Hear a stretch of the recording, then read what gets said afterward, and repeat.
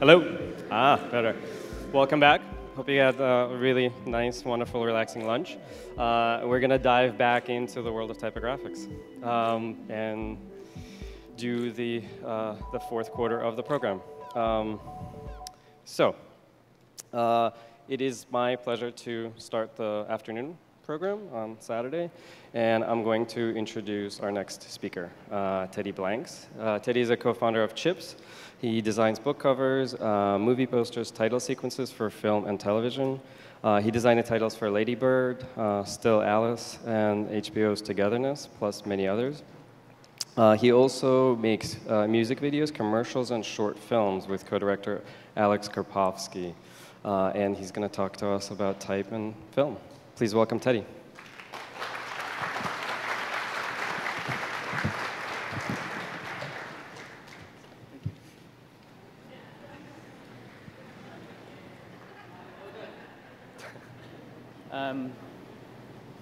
Can you hear me? Is that working? Okay, I'm glad I got a laugh. As he said, my name is Teddy Blanks. I'll just give you a little bit of background on myself. Hold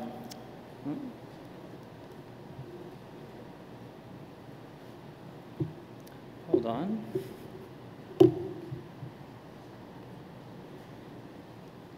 Okay. In 2009, with my partners Adam Squires and Dan Shields, I co-founded a design studio called Chips. We do a lot of different kinds of work. We do branding and identity work for cultural foundations like the National Book Foundation, like Art21. We do a lot of websites for museums, for movie theaters, for clothing brands, for indie bands, you name it. Occasionally, I'll design a book cover. But I'm not going to talk about any of that work today. I'm going to talk about the thing that I do most often, which is that I make opening titles for movies and TV. Okay, so what do we think about when we think about opening title sequences? Maybe Saul Bass or James Bond. If you're thinking about TV, maybe you think about sorry, that's my work. Maybe you think about Stranger Things or True Detective.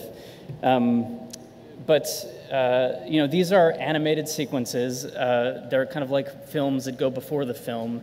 And occasionally I get to do one of these, and they're really fun. And if you want to see that work, you can go to our website. But today I'm going to talk about something I do even more often.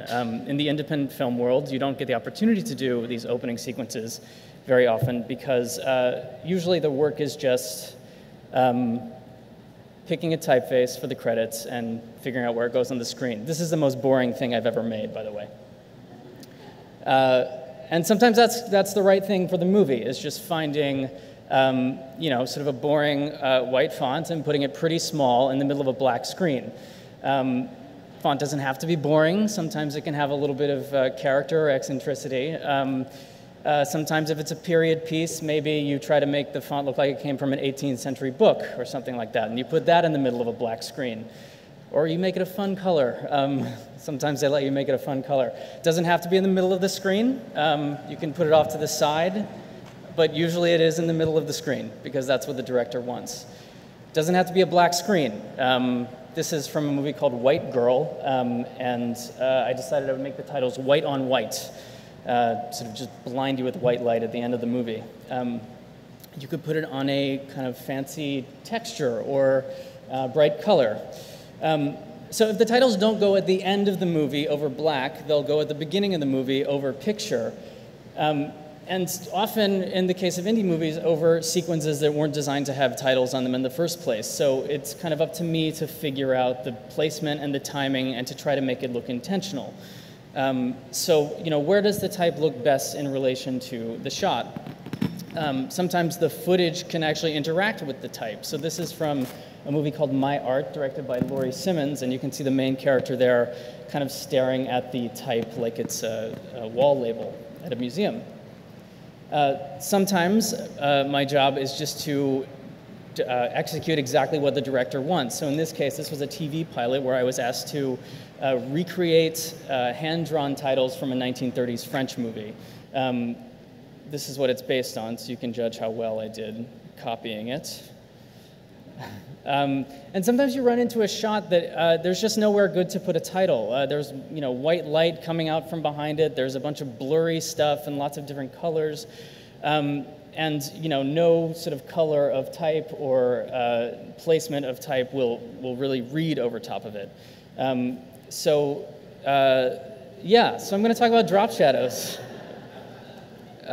Sometimes I have to use a drop shadow. Coming into the film world from graphic design, I was taught that drop shadows were bad, and that if anyone ever asked me to use one, I should argue vehemently against it, which I did a lot. But it turns out that the history of film titles, there's drop shadows all over the place. So this image on the left is from 1925, and the one on the right is from 1933. These are just straight up paintings, and you can see a lot of effort was put into making the letters look dimensional, to making it look like there's a real light source and that the shadows look sort of real. When you got to the 50s and 60s and people were putting type over top of picture, the drop shadow sort of becomes this little sliver of black that's attached to the type. So just to say what I mean there, on the left here is the original opening title screen for Singin' in the Rain, and on the right is something I made in Photoshop, where I used Photoshop's drop shadow effect on the Singin' in the Rain title. So you can see how on the left, the drop shadow is actually like a 3D protrusion from the letters, and on the right, Photoshop just takes the type and offsets it from the foreground. This kind of style of drop shadow became really, really prominent in the 70s and 80s. You would see it everywhere, and then into the kind of 90s, and then digital titling started, and it kind of went away. But I've kind of figured out how to make it, and I have started using it in my own work, and not just when I need to have type stand out. Sometimes a director will use a certain type of zoom lens or a song on the soundtrack to evoke an earlier era in film. I find that this drop shadow on film titles does the same thing. It feels really cozy to me. It feels familiar. It feels like what movie titles were like when I was a kid. So this is a question I get a lot. Can you make it look less digital? And so a lot of what I do is reaching back to an earlier era. Right now you have a whole generation of directors that grew up watching film, that are in love with film as a medium, but they don't have the means or the access to actually shoot on film. So there's a lot of tricks you do in post-production to try to make the thing you shot digitally look more like what film looks like. And I try to bring that into my work as well. This is an optical printer. I've never actually seen one, so everything I'm going to tell you about is just stuff that I read on the internet like 3 days ago. So apparently what happens, this is how they used to make a lot of special effects and also film titles. Apparently what happens is you put two strips of film in one end, one has the titles on, the other one has the footage on it, and then there's a camera inside somewhere that shoots that film on top of the footage, and then it spits out a new one at the end or something where the film is on top of the footage. All I know is that this process results in a lot of kind of really beautiful irregularities and artifacts. So this is one thing I do to try to kind of curb the digital look of titles, because I find that when I go see a movie and it's just a white type on black, even if the font looks good, often, because it's being projected digitally, you can see the pixels. It really takes me out of the movie. So this is another thing that is maybe going to be sacrilegious in this room, but I add a little blur to the type, just a little tiny, I just blur it just a little, not enough to make it look blurry, just enough to make it kind of fade into the background a little bit so it feels like it's part of the movie. This is a movie I worked on last year, Lady Bird. The director, Greta Gerwig, was really adamant that the type not look digital at all, that it almost had like a tactile kind of handmade quality to it. I had designed this logo a couple years earlier, when she was raising money for the film. I had read the script and I knew that the main character went to a Catholic high school, so I thought it should look vaguely biblical, so this black letter typeface is what I chose. But when it came time to do the film, because she wanted this kind of handmade quality, we brought on the illustrator and artist and author Leanne Shapton, who does a lot of stuff with painted lettering, and saw if she could make kind of a handmade version of the titles. So this is the first thing that she did, which I think is beautiful. But Greta felt that it shouldn't look like it was made by hand. You shouldn't be able to immediately tell that it was a sketchy drawing or something, that it should feel a little more solid. So it kind of evolved, and then eventually this is the final title treatment. So it's like close to typography, but it actually is a painting. And so Leanne and I developed this process where I would set the names in type, then I would send them to her, and she would send me back these kind of paintings. They were just a little wonkier than the type that I had sent her. And then I would shrink them way down and position them on the screen. And this is what it looks like in the film. So a few years ago, I worked on a Brian Wilson biopic called Love and Mercy. It takes place in two eras, in the late 60s when Brian Wilson is going crazy trying to record his album Smile, and in the late 80s when he's kind of coming out of many years of mental illness and isolation. And the director, Bill Pohlad, he wanted to kind of dispense with the early part of the Beach Boys, the early 60s, really quickly in the opening title sequence. And his plan was he shot all of this great footage of the band, not the real band, the actors playing the band, performing all your favorite Beach Boys hits, and just kind of got through it in 3 minutes. And he wanted to kind of take that footage and it was already shot on film, but he wanted to print it again on film and then kind of rough it up so it had this vintage quality that the rest of the film lacked. And his plan was then to put titles over top of that. And I said, well, why don't we try putting the titles on before you run it through, before you shoot it on film, and that way the titles will have the same quality. So this is the result of that process. Oh, there's no sound.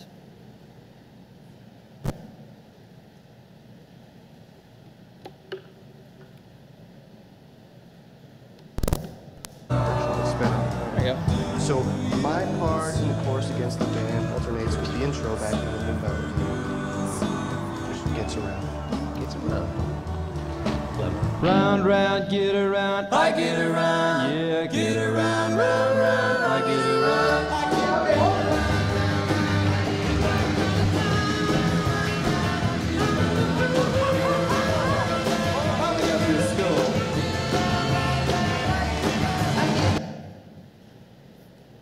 All right.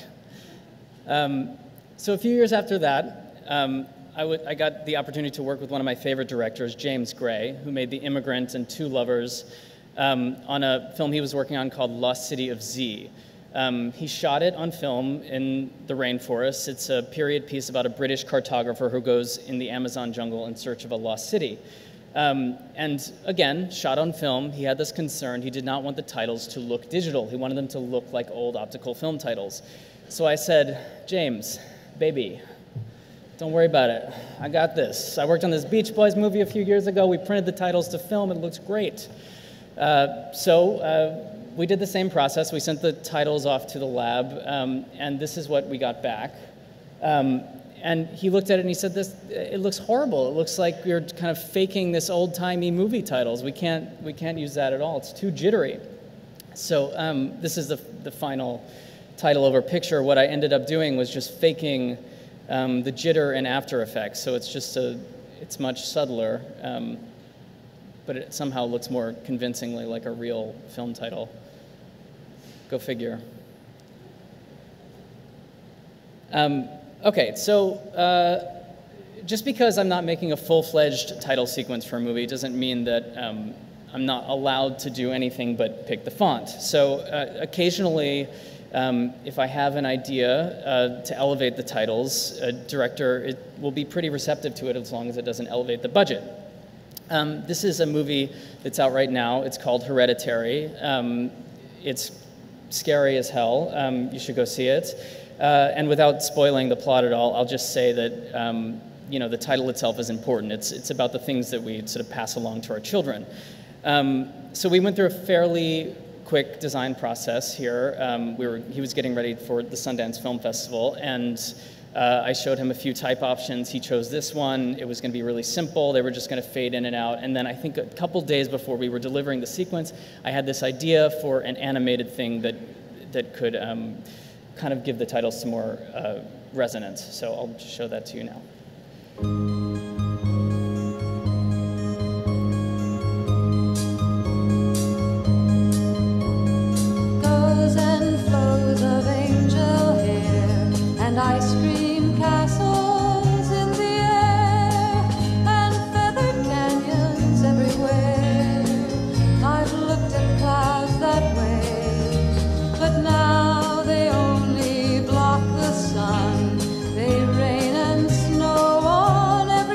right before the movie was released, one of the producers called me and said, well, we rearranged a bunch of the titles, we have to redo them. And I almost had a panic attack, because if each title doesn't have a letter that the previous title has, then the whole sequence falls apart. Luckily, it still worked.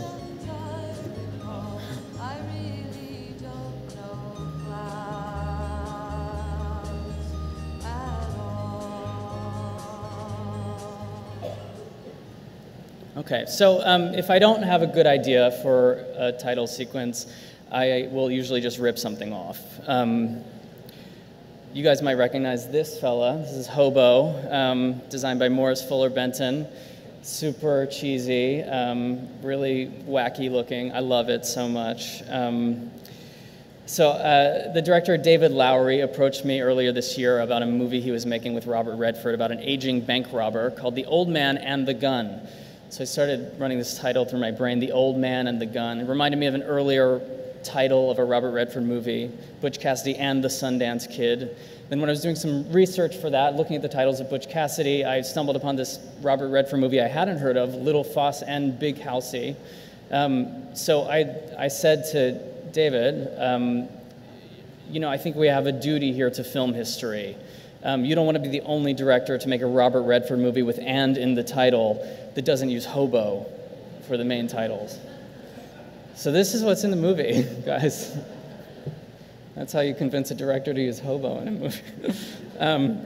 Okay, so I'll get back to The Old Man and the Gun in a second, but I want to talk about some rules and conventions when designing for movies that I've always found particularly strange. So we all know that when we're designing books or magazines, we work in a grid.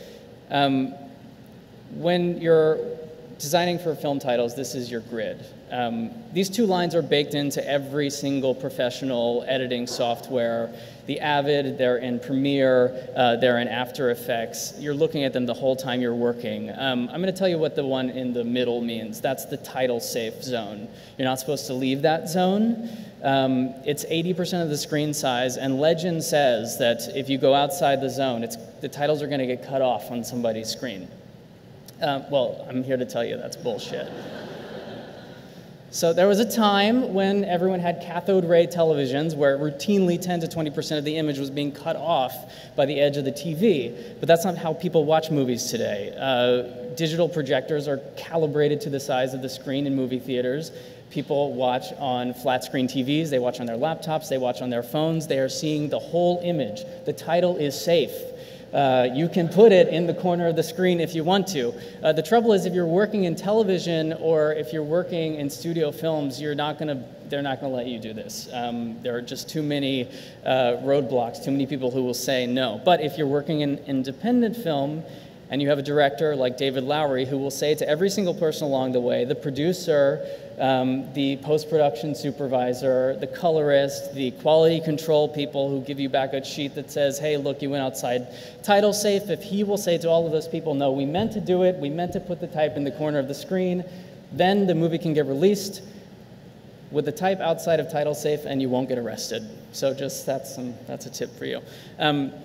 So to close, I'd like to talk about my least favorite thing about title design, which is the end crawl, which is what we call the long scrolling credits with every single name of every person who worked on the movie at the end of it.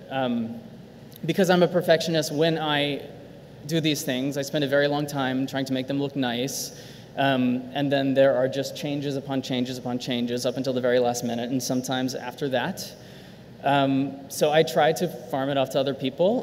There are third-party companies that do it great, that have automated ways of making the end crawl, but occasionally, for budget reasons, because the budget is either high enough that they want to just hire one person to do everything, I'll end up doing an end crawl, or if I like the movie and the budget is low enough that they can't afford to hire anyone else, I'll end up kind of stuck with it. So when I do them, I try to kind of have a little fun with it. Before I say goodbye, I'm going to play you an end crawl I made for a movie called Thirst Street, directed by Nathan Silver. Don't worry, you don't have to watch the whole thing. And by the way, you never do. You can always walk out of a movie before the end titles are done. It's not, It's fine. I really like this song, and I thought, I just, you know, the titles just seem so rigid to me, the way they were just going up. So I thought, you know, why not make them dance a little bit, right?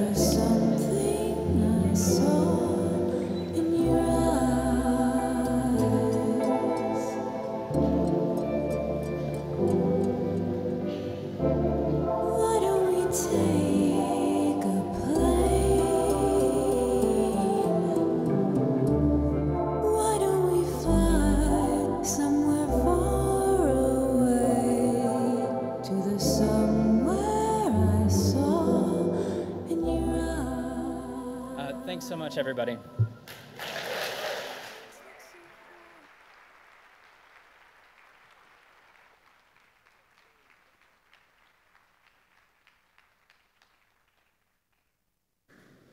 Thanks, Teddy. Thank you. The next speaker is Gail Bichler. Gail is better known for the wonderful work that she does at the New York Times Magazine. So she's the design director there. The magazine has won probably every award you can possibly imagine a magazine could win. They had a really great exhibition last year at the Typographics Club showing the evolution of the magazine and showing the redesign that happened recently. It's one of my favorite magazines. They do an insane amount of work on a weekly basis. It's one of those magazines I always look forward to see what they did. It's always surprising, it's always refreshing, it's always very, very interesting. So please welcome Gail.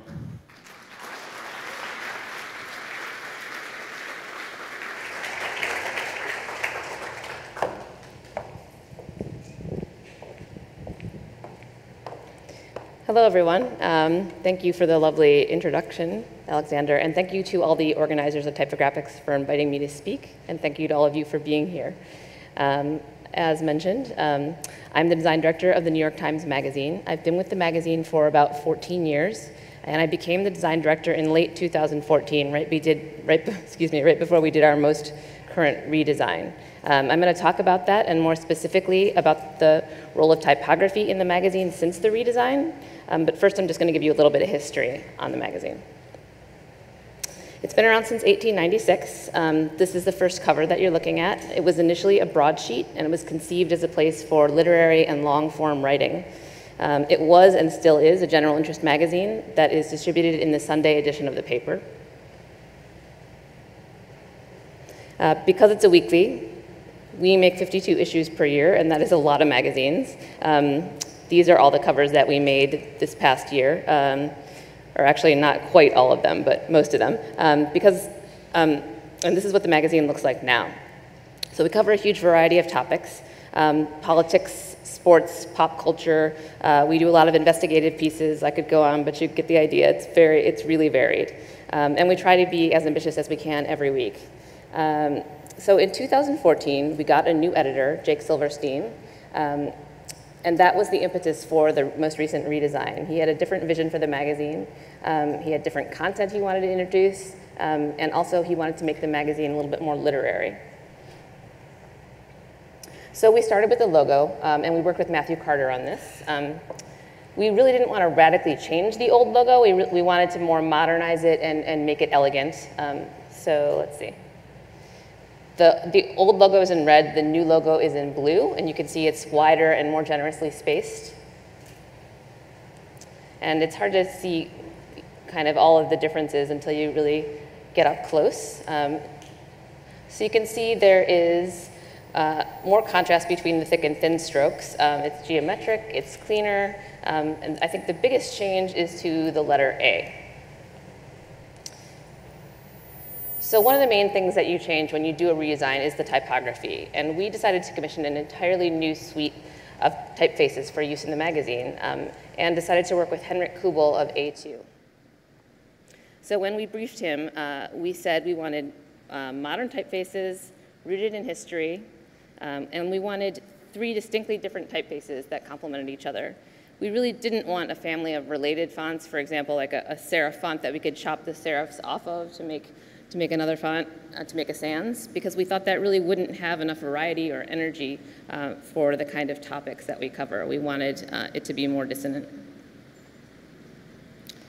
So once we decided that we were going to make these all new typefaces, we had a challenge, which was how to maintain the connection to our brand when we were introducing all these entirely new fonts.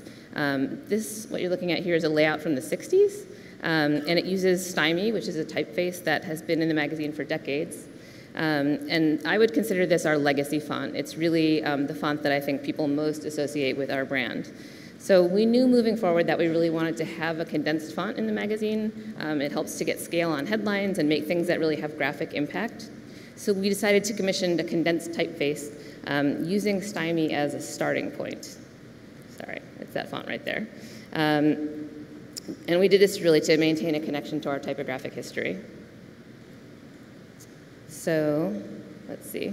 The top is Stymie, the bottom is our condensed slab.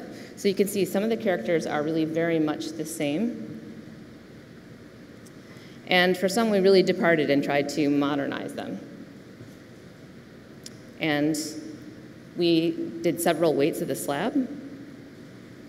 And then later we decided to add even more condensed versions.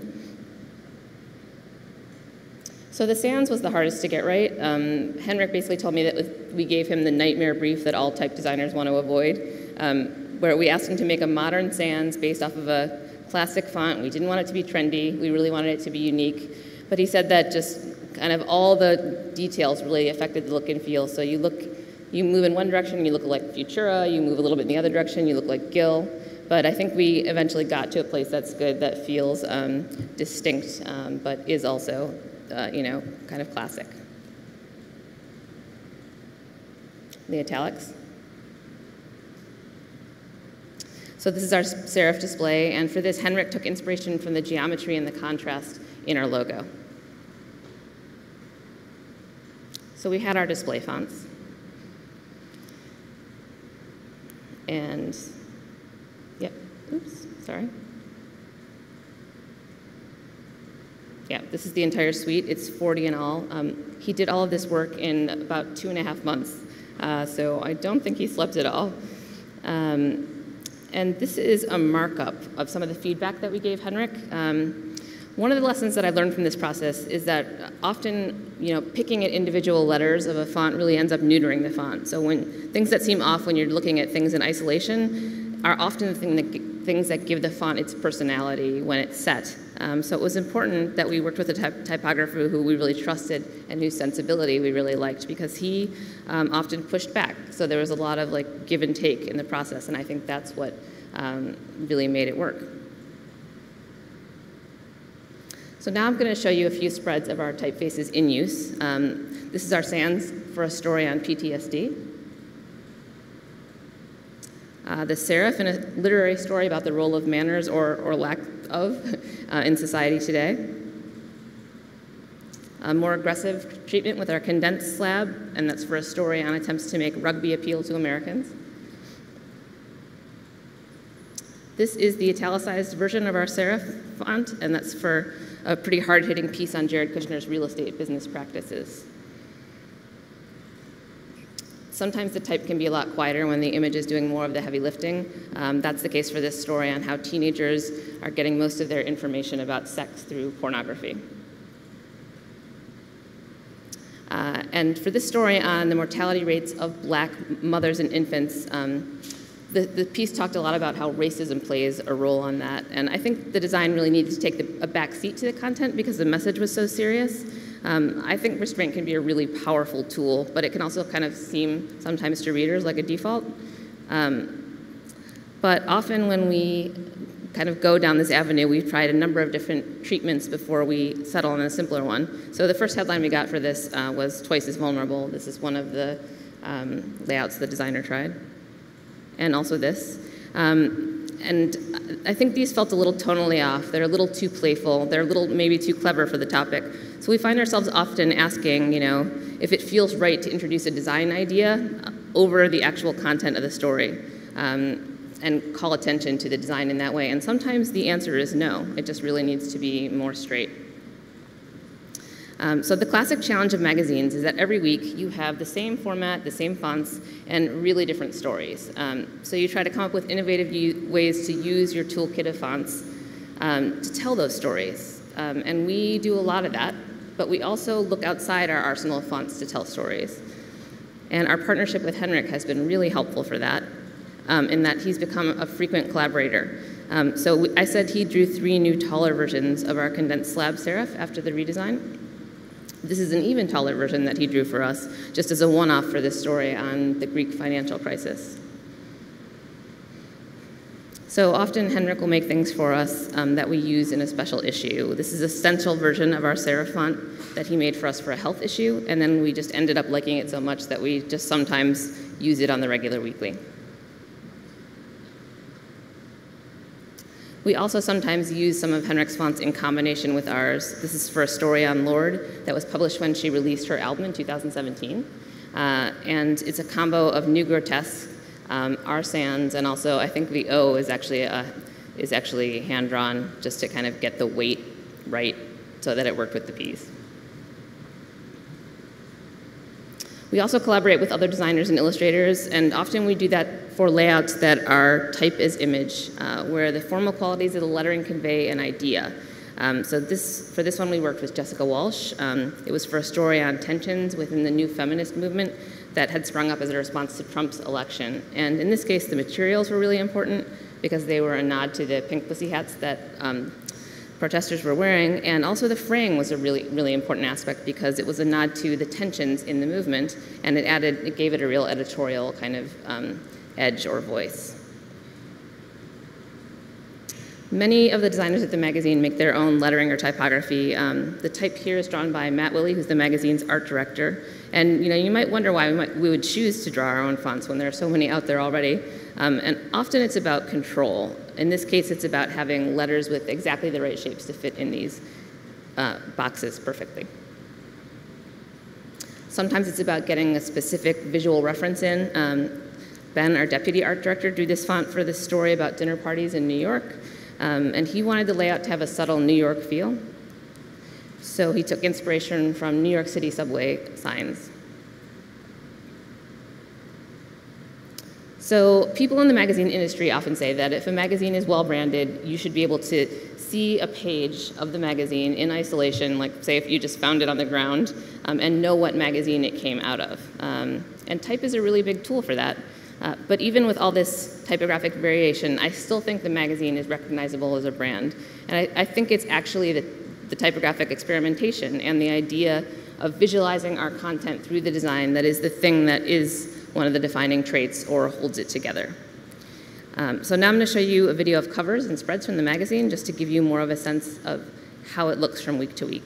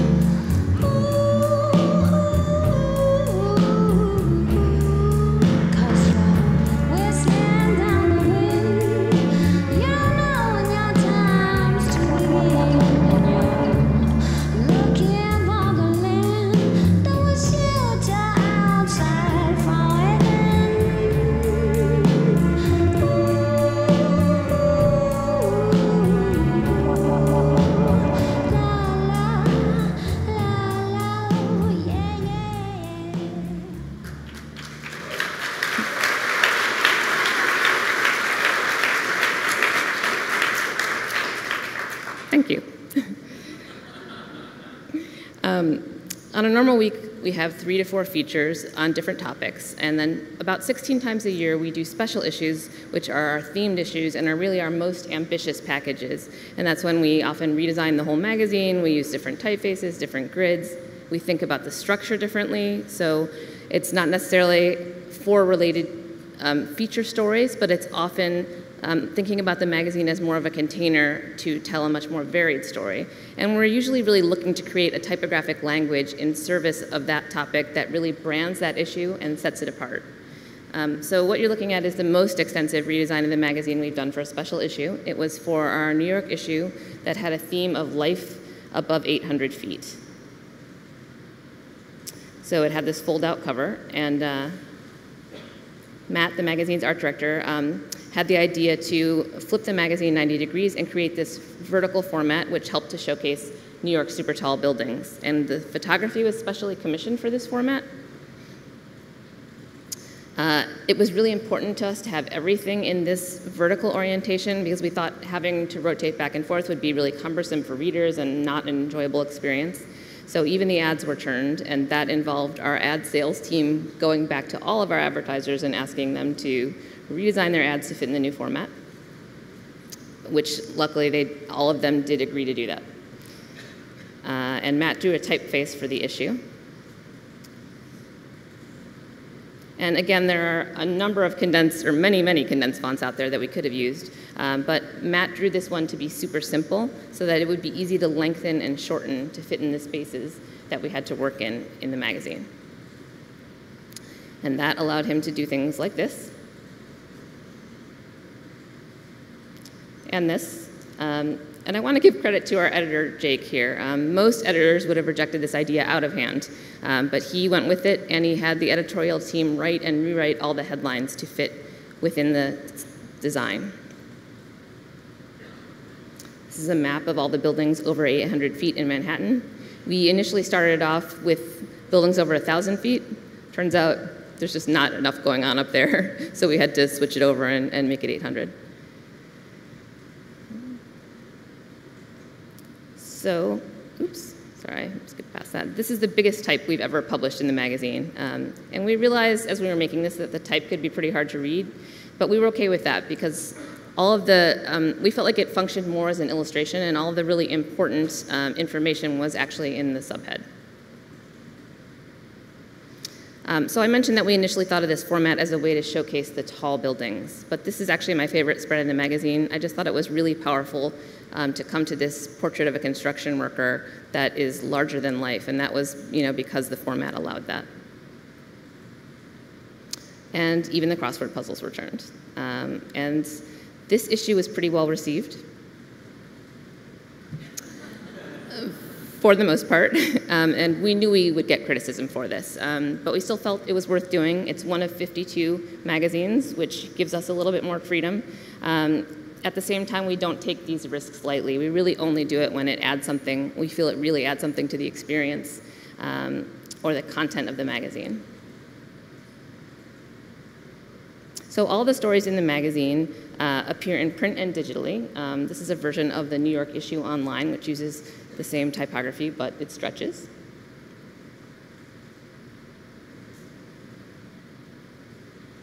Okay.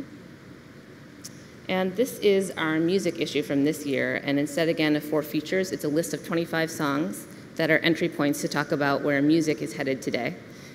We decided to do a split run of covers for this, and these are all shot by Ryan McKinley. And we really wanted to capture a sense of movement and joy and really capture a little bit of the spirit of music with these instead of doing something that felt more posed. So the interior combined a really rough and ready zine aesthetic with drawn line, and again, that was relating to the fluidity and the energy of music. And this is what the interior looked like.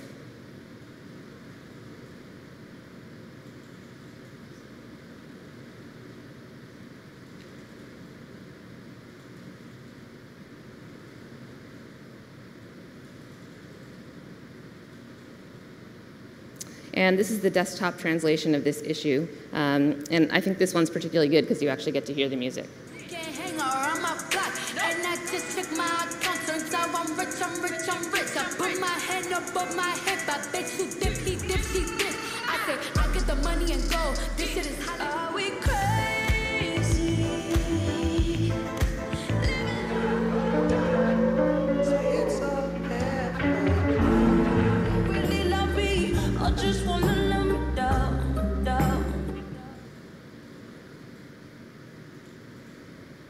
So this is the Olympics issue that we published this past February.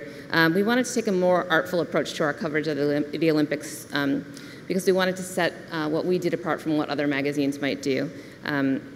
So this cover is by Idris Khan. He's a British artist that overlays found imagery to give this sense of motion. So again, it was not a typical structure. It was more of a list. There were 15 pieces, one on each of the sports in the Winter Olympics. And the lengths really varied quite a bit. Some of the pieces were written through, some were just an image with a deep caption. But the one thing that we knew about the issue before we started was that it was going to be like really packed. So we wanted to find some way of making sure that we could get graphic impact within a tight space. So Matt came up with this idea of a stacked typeface, and he drew the first letters and then collaborated with Henrik to finish it. And I think it made for a really unique typographic identity.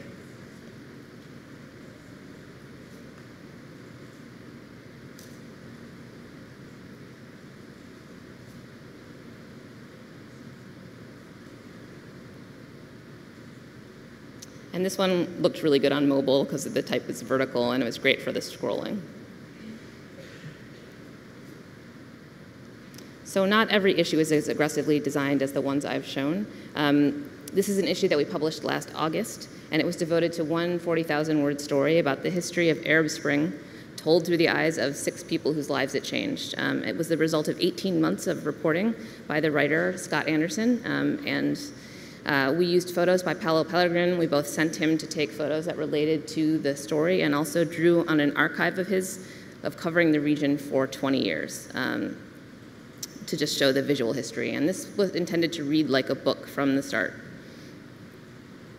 It had no ads, so it had this wraparound cover. And I'm just going to show you the first 20 pages, spread by spread. This is the inside cover and first page. So it was a very stripped down opening. And if you think about magazines in general, oftentimes, you know, you have all these ads and it's very busy and chaotic. But this one is very different. And on the left here, this is the only ad, if you can call it that. It's more like a statement of purpose from the Pulitzer Center. And so if you notice, there are none of the typical enticements to read that magazines have. No drop caps, pull quotes. The imagery is usually pretty regimented. It's rigidly formatted, and it's very focused on the writing. But I think that's what gives it the kind of weight that was needed for this really serious topic. So since our special issues are such a big part of our brand, and because a lot of them are really some of our best pieces of design, I'm going to show you a clip of some of our other recent ones. I'm going to start off with our most recent special issue, which was about Love in New York. It was shot in one 24-hour period. We actually did a split run of 24 covers for it. I'm not going to show you all of those, but I put in enough so that you can get a taste of what they're like. But here it goes.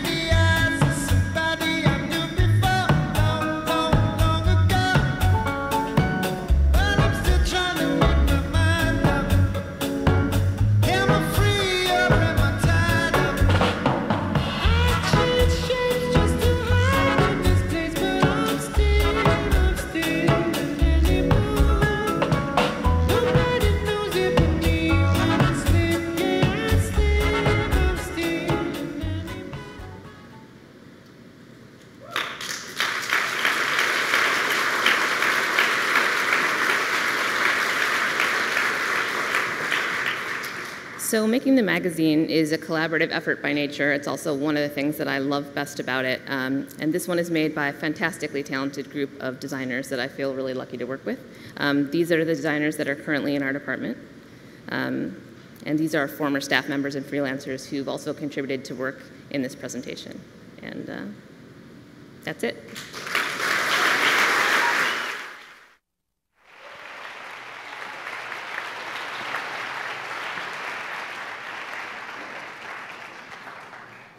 Thank you, Gail. Moving right along, our next speakers are Anton Riponen and Irene Pereira. We're very lucky to have them. We actually wanted to invite them last year, but they were already booked for another conference, so we're glad that they could make it work this year. They are co-founders of the studio Anton and Irene in Brooklyn. They do a lot of work for a variety of clients like Kareem Rashid, the Met, Balenciaga, BBC. And I think they do some of the most interesting typographic work on the web, but also beyond that, which is what they're going to talk about. So please welcome Anton and Irene.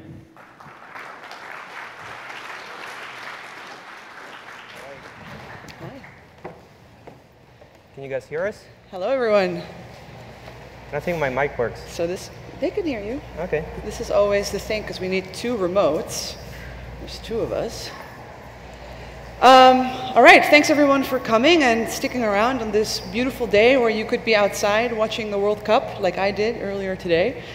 So we're going to be talking a little bit about how we work with type on the web. I mean, obviously we're not type designers. We've never made a font in our life or a typeface, but we work with type quite a bit.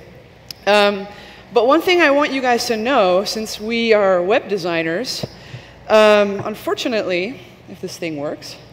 It doesn't work. All right, grab mine. All right, this is better. So unfortunately, up until about 2008, us poor web designers could only work with Arial or Verdana. Woo, that was my favorite one. Georgia, if you wanted serif, Times New Roman, and if you were really lucky and you had a Mac computer, you had access to Helvetica. And that was it. So basically, when I started messing around on the web as a young teenager in the 90s, this was it. We had nothing else to do. And when we both started working on the web, or like we were trying actually to remember what were the very first websites we've seen, and then we compiled this list and put it together, this is what we first saw as internet. And at that time, people thought that was normal. People really thought that was acceptable. Look at McDonald's website. And we're not grabbing some random portfolios, you know, that were out there. We're actually grabbing some legit companies like Mars or the Space Jam, the movie. And if you think that, okay, this is end of 90s, it's really bad, fast forward 10 years before. This is how Amazon.com looked like in 2005. And back then, you thought, all right, that's normal. You know? But if you look at it right now, it hurts. It literally hurts your eye when you see all those pixelated and little illegible fonts there. And we've been dealing with web like that for actually quite a while, working and building for it. And up until 2 little companies, like Adobe and Google, really started taking things seriously. And up until CSS and HTML5 appeared, we couldn't actually really use type on the web properly. All right, so for those of you who don't know, we are Anton and Irene. That's Anton on the left there without the boobs. That's me with the boobs. That's how we dress in our studio. It's the uniform. And Anton and I have been working together now for about 10 years. We used to be directors at a digital agency here called Fantasy Interactive. And about 3 years ago, we switched over to start our own studio with no money and no clients, but all the freedom to do exactly what we wanted to do. So exactly, I don't know who just wooed, but I agree with you. But before we jump into our presentation of the day, since this is a free talk that we're giving to you guys on a Saturday, we have a little plug. We're doing a watch. It's going to be on Kickstarter next month. So just in case you're wondering. All right, it's about running a studio without money. So you really have to remember how it looks, and when we release it, you should really buy it. We should really support independent designers. So who wants one? Me, I want one. You're going to get it in the summer. All right, the commercial is over. Promotion is over. Back so to type. Now the thing. Okay, so we were trying to think about why the web was so bad for so long. We ourselves were absolutely part of that. We also made the web very bad because of type, unfortunately. And the first thing that we thought about is the fact that when we all started, like in the early 2000s, late 90s, there were really no rules. There were no pros, and there was no real audience. Meaning, you know, when I studied graphic design, we didn't even have any understanding, really, that there could ever be an overlap between graphic design and what was called multimedia design back then. So you had a bunch of amateurs or developers, programmers, creating everything for the web, and graphic designers really staying far, far, far away from it. And we want to show you guys a couple of examples. So in the exact same era, we have on the left an Apple ad, and on the right, the Apple website. How is this possible, you know? Because you have proper designers designing it on the left, and you have a bunch of enthusiasts, let's not call them amateurs, you know, programmers just jamming information on the right. It wasn't just Apple, it was everyone. Let's look at Pepsi. We have a gorgeous Pepsi ad on the left, and this was the Pepsi website at the exact same time that that ad was released, which is unimaginable right now. Like taking alignment to a whole new level. And no, yeah, and you need a shockwave plugin. Playboy, another great example. So we have Playboy on the left, and this was the Playboy website during the time of that cover. I mean, that's just who was designing this? Did they even have an art department for web? The answer is no. That did not happen. When we first started designing for the web, none of these types of people actually had proper designers working internally as a web team. Now, as I said, we also were making some pretty awful stuff back then. This is what we did in 2005 for Time Warner. Look at that beauty. That was Time Warner's main news website. It was fully done in Flash. Done. I don't want to see it. It barely worked. And the other reason why the type was so bad is there was actually no solution for licensing. You couldn't really license typefaces. You couldn't really buy them to use for web. They were just there, but you couldn't really use them at the same time. Back in 2010, we both worked on a massive redesign for HTC.com. Back then, they used to be really big, so a lot of people had HTC Phone as a phone manufacturer from Taiwan. And their ad agency selected Gotham as their main typeface that should be printed on boxes and all the ads, and obviously it should be on the website. So they give us the guidelines, and we start using Gotham, and then we realize that Gotham doesn't exist for web. You can't just embed it, like you can't export it. So the only thing we had to do is actually type in whatever we wanted, export it as a GIF or PNG image, and slap it as an image on the website. So it loads way longer. It's not searchable in Google. It's just a graphic image. And then on top of that, when we've been working through the website, HTC said, and we also have to localize it for 40 languages. I was like, the agency that selected your typeface it doesn't work. Like, there is no localization. So it was really pain in the ass to do all this work manually. And then another thing that was happening at the same time is that even if you could embed font on the web, it actually wouldn't render right. We even had to make the spreadsheets at that time. This is probably 2008 or 2007, where we would look at how every single typeface, and do I go to the next screen? You're blocking the wireless connection here. I'll just tap it. Because this is how type was actually rendered in the browser. Like, it's all pixelated fonts. So when we even work with brands like Porsche, so this was the project that we did also end of 2000s for one of the Porsche cars, and then you zoom into the nav, it's all pixelated typeface. Like, you use whether that's Franklin typeface, and this is how it would render in the browser. It would be all pixelated. And what's actually really funny is that it triggered this funny trend where, okay, if type is pixelated, there were so many designers doing pixel type. And for a few years, pixel type was actually a cool thing to do on the web, though it's a horrible idea. So this is MTV.com that we redesigned in 2006. And then pixel type was a normal thing to do. It's like you would actually type in information in pixel font. It's impossible to read. It's illegible, but that's what the browsers were only supporting at that time. All right. Now, suddenly, type has gotten a lot better. I saw everybody kind of chuckle at the terrible examples, but that really wasn't that long ago. So now 3 reasons why type is finally good. All right, obviously it can now be rendered in the browser. There's people from Typekit here, right? Can you raise your hands? Thank you, thank you, thank you. You changed my life, you have no idea. I'm gonna kiss you after this, seriously. So these guys made it happen in 2008. Before that, we were all sorts of weird-ass workarounds, like exporting it as an image, and finally, all modern browsers were allowing us to use all the fonts in the world, and it was almost overwhelming. It was like, why, we can do whatever we want, like any other designer, like, wow, this is amazing. So we have a couple of, one great case study for this. It's a project that we released last year. So last year we worked on a project called One Shared House, and this is the follow-up project to that. But the original project was about my childhood home in Amsterdam, because I grew up in a lesbian commune. Totally normal. So I wanted to make an interactive documentary about it and tell the story of all these ladies that lived in this house and how I grew up there and they still live there. And this was in Amsterdam. So as we were thinking about how we should sort of shape this project, Anton and I had a lot of discussions about Dutch graphic design, specifically Dutch graphic design in the 80s. And one of the key things that we decided was the best way to make this project feel like Dutch graphic design is to really look at the way type was used in the 80s in the Netherlands. And this is a quick sort of mood board that we put together with type from that era. And you can notice that there's a lot of sort of all lowercase type, very, very sort of basic serif, legible, easy.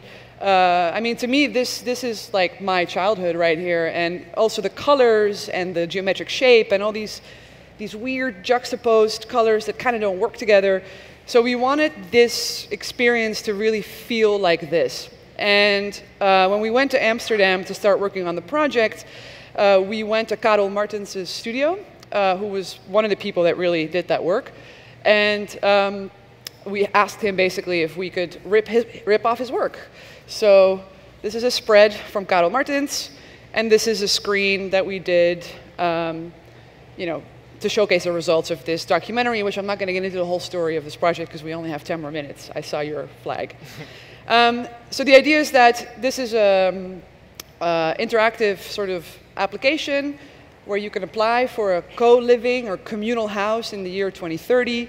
And you can see the type is really that type, and the colors are really those colors. And it feels like that era of Holland in the 1980s. If you're interested in checking it out, just go to onesharedhouse2030.com and you can start playing around with all the stuff.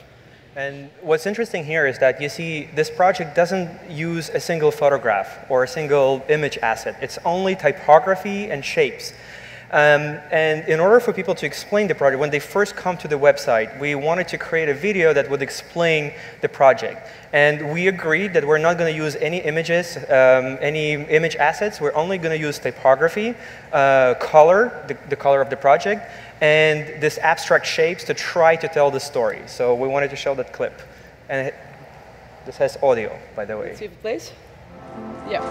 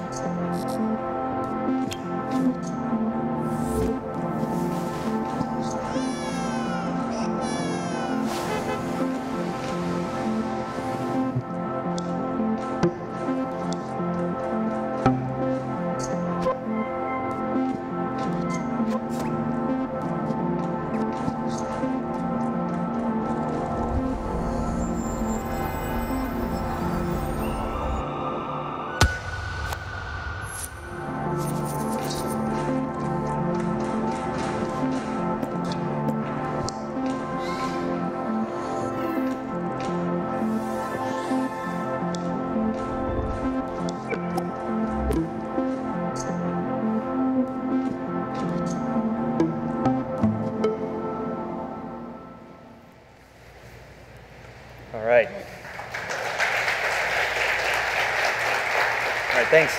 OneSharedHouse2030.com. Visit it today. We'll check Google Analytics. We'll know if you came or not. The next project that we had a lot of fun working with was for a friend of ours, Chantel Martin.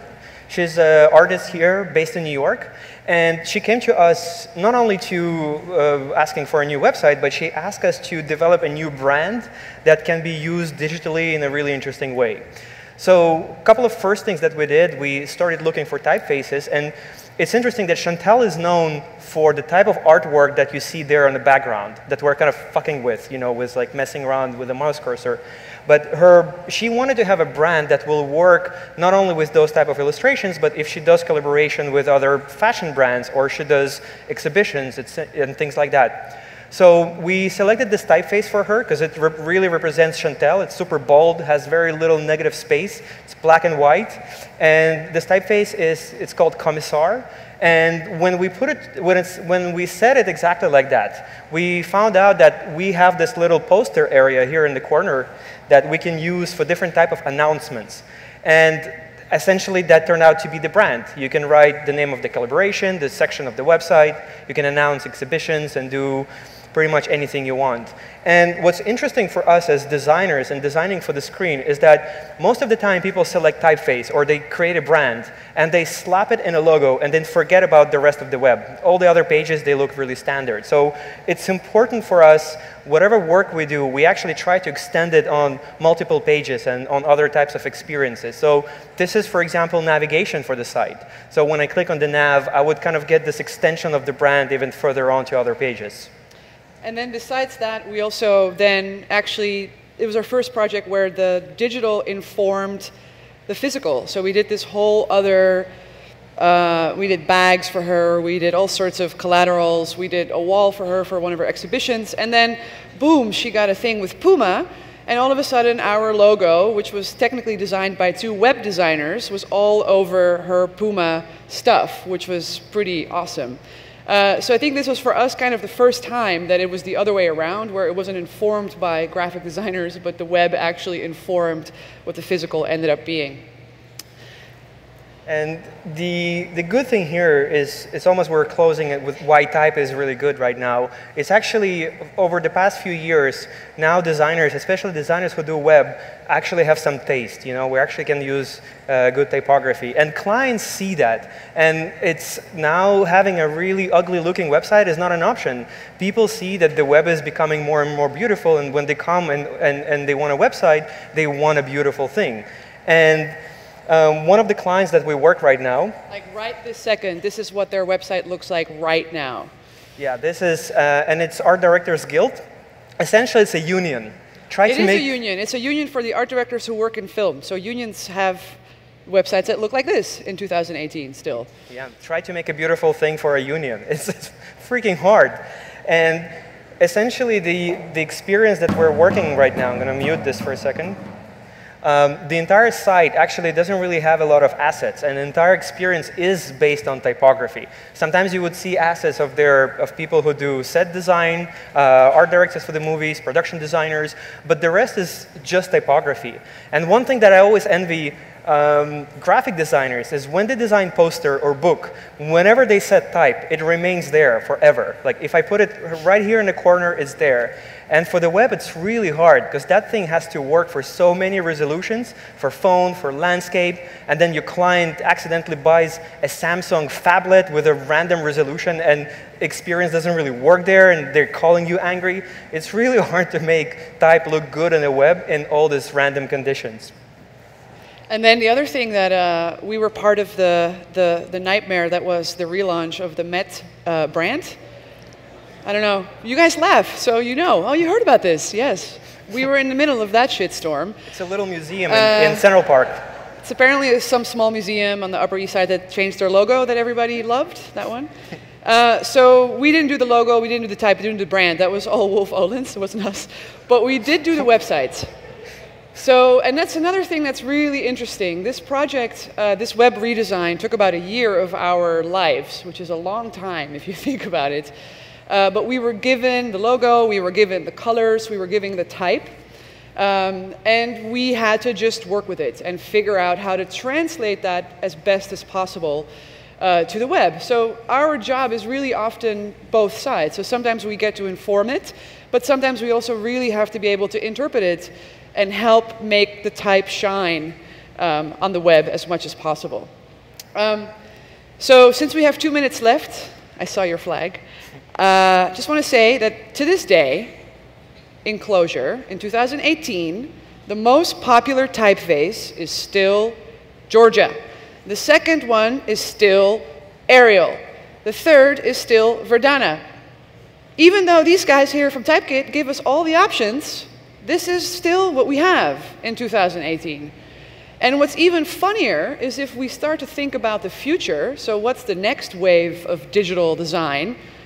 Maybe environmental space, you know, maybe HoloLens, all of that stuff, right? Surely they have amazing type by now, right? HoloLens has it all figured out. Well, if you look at the current very popular app that actually does use Typekit, and it is a great app, and it, you know, sets type for you in your little HoloLens thing, what are they promoting on their website as the typeface? Georgia. And with that, we will say thank you. Thank you.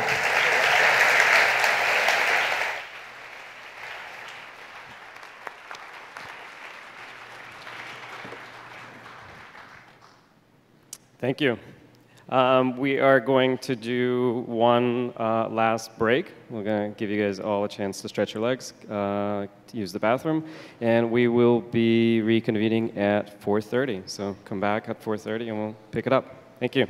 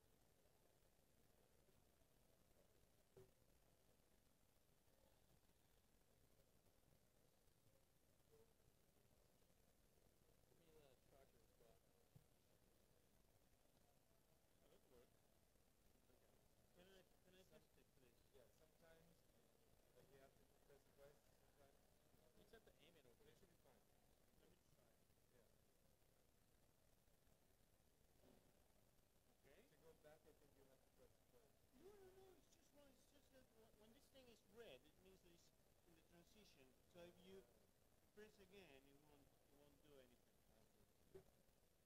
So see, that is the transition. Now you can press again. Okay, this is fantastic. Thank you so much. Sure, leave this right here.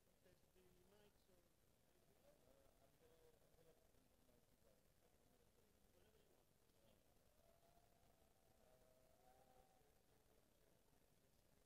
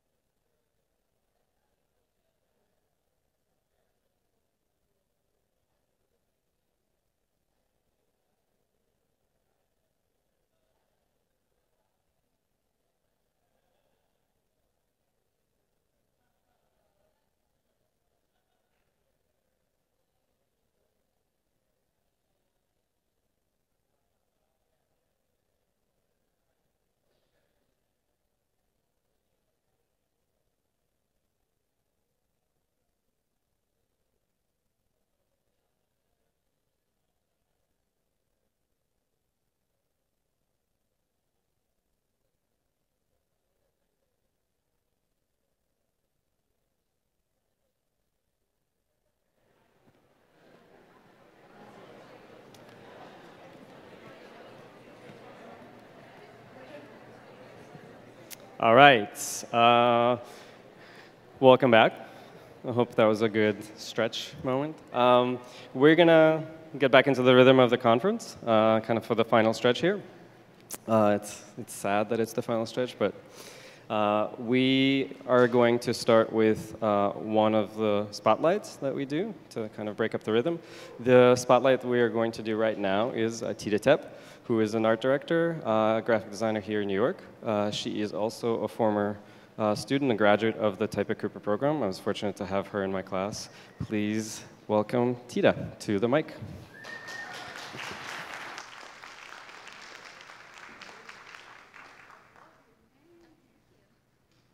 Hi, I'm Tida. Thank you, Sasha. So like Sasha said, I'm a recent graduate at the Typographics extended program. Hannes Tamura was my amazing instructor. And yep, shout out to Hannes. And during our first term, we were given a revival project. And for many of us, including myself, it was our first attempt at designing a typeface. So not surprisingly, towards the end of the term, we were all super nervous, freaking out about finishing on time. Andy Clymer was our guest crit, and we really wanted to impress him. So towards the end of the term, Kara came to visit our class, and she probably noticed my sense of panic and fear, and she very pointedly said, "Don't worry, your first typeface is like your first pancake." And I said, "What?" And actually, it makes total sense, right? Like when you're making pancakes, the first one's a little lumpy, it's a little misshapen, it's probably a little raw and undercooked, or you burn it and it's totally disgusting. And it's kind of edible, but definitely not delicious, right? And then your third or fourth pancake, it's a little better. You kind of get the swing of things, but you put some maple syrup on it and it's fine. So I started thinking about my typeface in those terms, and alleviated a lot of the pressure and stress. And you can always make more batter, right? So thank you to Kara, Hannes, and Sasha for allowing us to make some weird pancakes.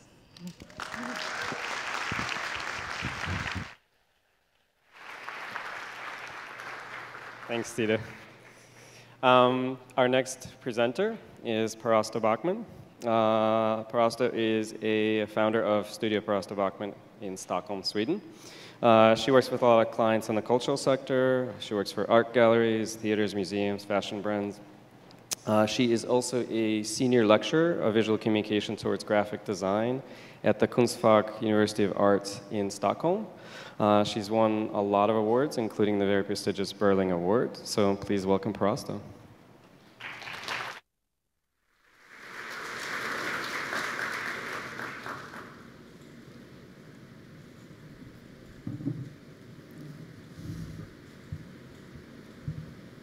So hi, and thank you so much for inviting me. So I'm here from Stockholm, Sweden. So I will start by talking a little bit about my background and then move on to my practice. You keep going. So thanks. Okay. So this is me, together with my best friends, in a place called Akalla in the 90s. So Akalla is a suburb of Stockholm. So this is what my surrounding looked like when I was growing up. This was my reality. But this reality was not what the visual culture that surrounded us looked like. It looked totally different. Growing up, I didn't really have any connections to art or the cultural sphere. My impressions and frames of reference came from completely different worlds. With parents from Iran living in Sweden, I had one foot in the Swedish culture and one in the Persian. So even without the connection to art and culture, I quite early understood that one part of my bank of references wasn't really accepted within the dominant traditions of aesthetics. This was clear when looking outside of my local sphere. So the modernist architect Adolf Loos wrote in his book Ornament in Crime quote, ornament is wasted labor and hence wasted health. And modern people with modern nerves, does not need ornament. On the contrary, they abhor it. This makes it clear who the modern and the good man is in relation to aesthetics. It also defines how the dominant modernist tradition rejects what does not fall within the context of clean and scaled, i.e., cultures such as the Persian and very many others outside the Western culture. But this juxtaposition of style characterized me and my friends and influenced us and our view of what was considered accepted, good taste, and so on. But then, back in the suburb Akalla, something huge happened to me. My childhood friends from Akalla school, Midi, Maxi, and Efti, which was one of the first Swedish hip-hop girl groups in the 90s, became world-famous artists overnight. And I had my first strong visual memory. I was struck by the visual aesthetics surrounding them, in which I also felt included, references that also appealed to all of my friends. So I would say that Midi, Maxi, and Efti was a major contributing factor to me even considering an artistic profession later in life. Of course, in combination with other important factors, but it was around that time that I was struck by the power of visual communication, how it can create including and excluding situations. A lot later, I finally took the step towards design education, and I found that my design studies in Sweden provided me primarily with practical skills. I trained my creative ability and learned to use the necessary tools of a visual communicator. But what the education did not provide me with was methods of understanding processes of inclusion and exclusion. With this, I mean the important process of realizing and reflecting on different choices based on the fundamentals of power analysis connected to visual communication. In short, my ability as a graphic designer to reflect the society we live in. So this gap is something I choose to use in my work. In 2008, I founded my studio, which is a studio, a platform, and an artistic research project. I work both solitary and in collaboration with others. I mix commissions with projects that I initiate myself. A central part of my work process is about illuminating power structures in order to broaden the palette of graphic design, to create space for other forms of expressions, logics, and references within the field, to go beyond Eurocentric and dominant traditions of thinking and making within graphic design and visual communication. Oops.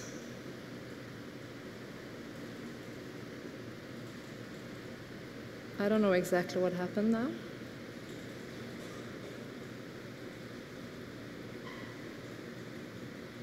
So it seems like the PDF doesn't work.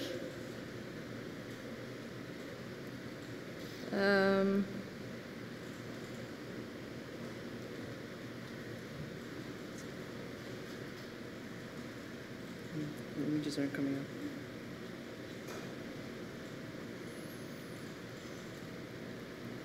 No images? No? Okay, there it is. Sure. But that's, no, but there's They're not a appearing. whole, I think it's the PDF. okay. It's over here.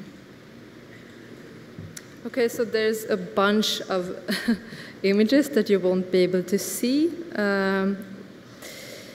Well, so I believe there's too little complexity within graphic design and typography. According to the dominant traditions, especially in Scandinavia and other parts of the Western world, the form is subordinate to the content. So I would the images that I was supposed to show now you won't see, so this is what you will see for some time. So I would rather work integrated with form and content, without hierarchical opinion, to add instead of removing and simplifying. I work in an explorative way, and I like to work with people that might not be expected within the context of the project. Together we explore different subjects and tell visual stories that are perhaps not usually told. For me, my work is often about providing a space for these stories. So I use typography, mostly created by women, as a supporting element in my work. And I am interested in what the different shapes of letters and fonts connote and why. How come certain fonts are classed as neutral and others not? How can a font even be seen to be neutral, and what does the word neutral mean in the context? In describing the updated Helvetica Neue, Linotype refers to the typeface as, quote, the quintessential sans serif font, timeless and neutral, and can be used for all types of communication. But neutral for whom? Being able to argue why certain aesthetics are valued more highly than others requires historical knowledge and the ability to draw parallels to visual culture. So now we've come to this image. So I have chosen 3 cases to go more into details and to reflect on my design choices with focus on typography. So I will start with Novelix. Novelix is a series of short stories, and this series is on the subject to flee. The stories are told by 4 different voices and 4 generations of migration, depictions that extend from World War II to today. I chose to translate all Swedish headlines into the author's mother tongue, so the titles are in 2 languages. The Swedish titles are typed with the font Albertus, created by German typographer Bertolt Wulpe, who fled Nazi Germany in World War II. Wulpe drew the font during his time in exile in Britain. The authors' names are typed with the free font Common Sans, a specially designed typeface with a built-in function that automatically replaces the word refugee with human. Common Sans is founded on the premise that, quote, being a refugee is a temporary status, being a human is permanent, and it is a response to the ongoing migrant crisis. I mean, there's so many slides that... Okay. So the next case I want to talk about is Unga Klara, which means young Clara. Unga Klara is one of the world's leading norm-creative theaters that works in an investigative manner based on a child's perspective. It is also one of the national scenes in Sweden. So my aim has been to create an identity that is both playful and norm-challenging, as well as inconsistent and non-static. We have explored a separatist form in our subcontractors, such as the photographer, assistant, carpenter, the printer, the binder, etc., all women. The font is a central part of the visual expression. So we started by developing a custom-made typeface as a graphic platform. We emanated from an existing font drawn the same year that Unga Klara was founded. Consciously, we chose a modernist font drawn by a white man as a base for the typeface, to then decompose and give new character with details based on the theater Unga Klara's perspectives, and with us as creators of the new typeface. It became a symbolic act. So then we created 7x3 unique characters to juxtapose the font. The unique characters were drawn from scratch, 1 character for each letter in the name Unga Klara. but this is so crazy that you won't be able to see the images.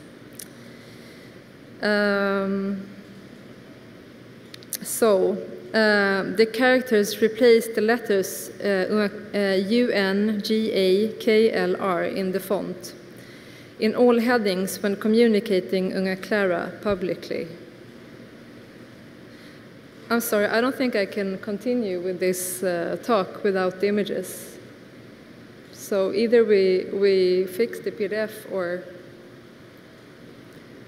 I'll stop here, because it's a visual, I mean. We're gonna look for another way of presenting it from up here, so take a brief pause. Yeah, please do, because it worked before, so I'm not sure.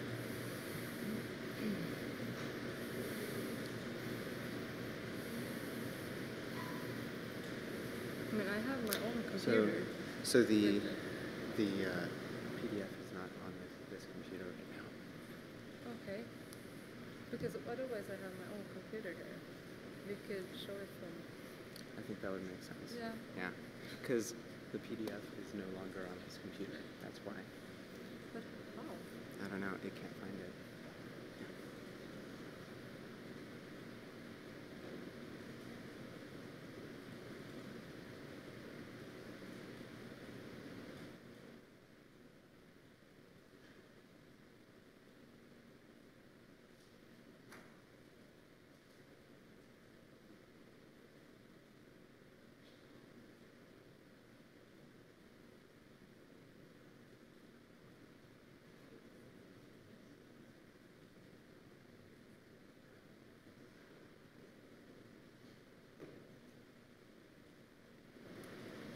Okay, so sorry about that.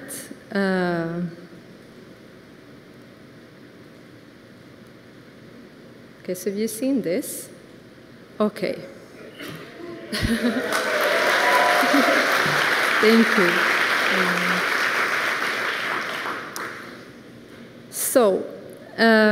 These characters replace the letters UN, GA, KLR in the font in all headings when communicating Unga Clara publicly. It symbolizes that Unga Clara is non-static and in constant change. We have developed a symbol and several logos.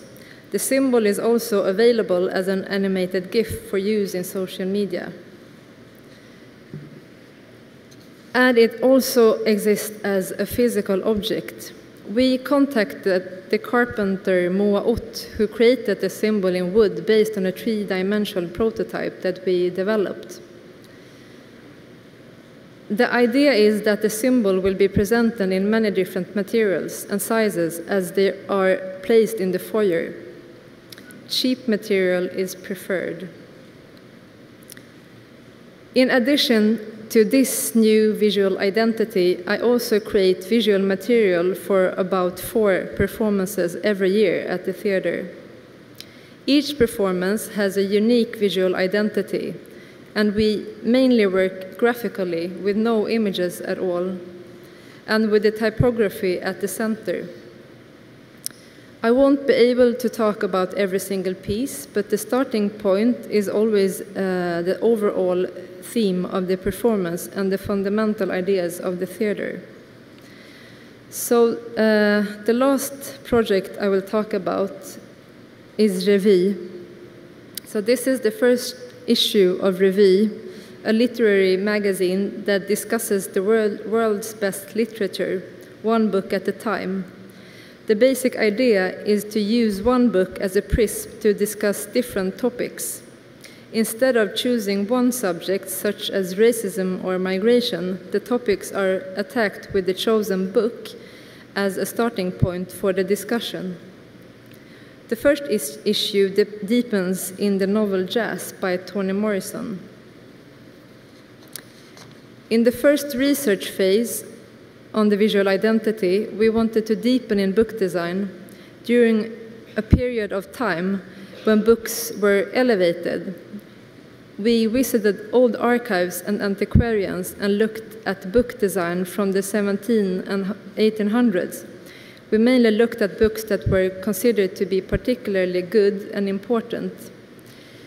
And remember, this was before the modernist period, and was then inspired by how the form and content were integrated with supporting elements such as ornaments. This research has since been revised to reflect revue's contemporary context, which forms the basis of the magazine's visual identity. However, parts of the design is continuously changing.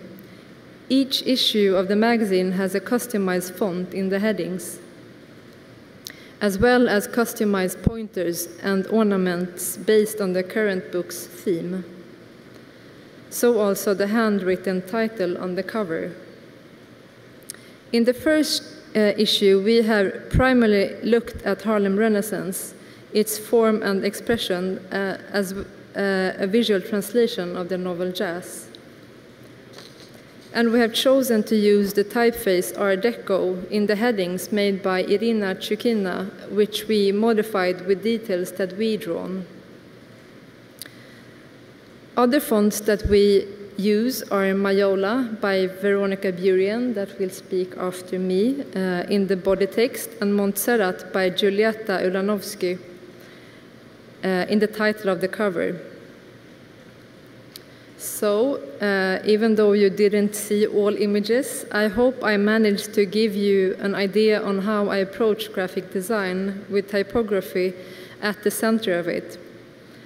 In general, I believe there is not enough said about how the consumer of our work perceives how we as graphic designers shape the words, how we arrange words into sentences, or how we choose to organize these sentences.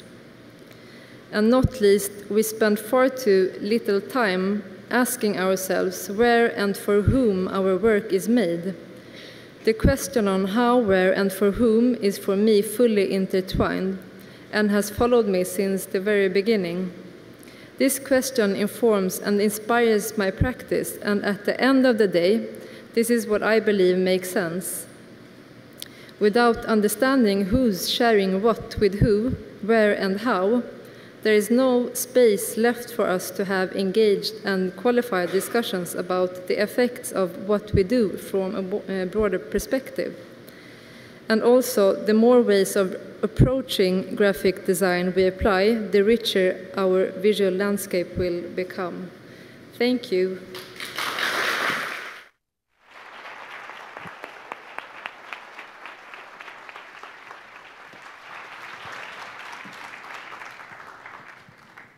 Thank you, Parasta. Our next two speakers coming up are Veronica Burian and Jose Scaglione. Veronica and Jose are the two co-founders of Type Together, an independent typeface design studio. Vic is based in Barcelona, and Jose is based in Buenos Aires. They're both graduates of the University of Reading, and their work is amazing, so please welcome.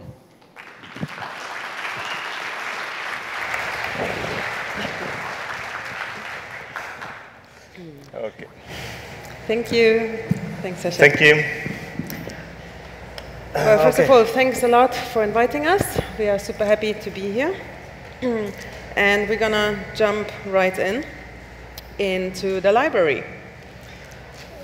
Well, a friend of mine, a very good letterpress printer, just told me a few days ago that the problem with this book, with the Gutenberg Bible, is that he made it perfect. And in fact, many people will agree that most of the best books ever printed were printed in the first 100 years of printing history. Because, you know, books were extremely expensive back then. So it was worth spending time on them. And back then, these three, let's say, pillars of production were done in the same place. Yeah? So everything was kind of purposely built around a product. but economics got into the way. So basically, these three things are now very, very separated to make it faster, to make it economically viable, and yes, and more profitable probably, right? Yes, economics, exactly like you say, got in the way. And the graphic designer. This is what Dreamstime thinks a graphic designer looks like. You guys are in the center of it all, really. You sit kind of right in the middle. You get blamed for things if something goes wrong. But you oversee the production. You also choose typography, which is really the base of graphic combination. It's one of the main tools for graphic designers. Yes, this one is something that I found looking at this, and this is what the clients want, supposedly. I don't know who is the author of this thing, but we figured out that having a good typographic library is a good way to get started. Hang on. And just because I've been renovating the last 5 years a house, this is also what applies to building renovations. So you can never have all three. Yeah? You have to choose. Sorry, a little kind of. It has been in my mind for 5 years. I definitely don't recommend it. And it will continue to be for another 5 years? No. Okay. Curating a library.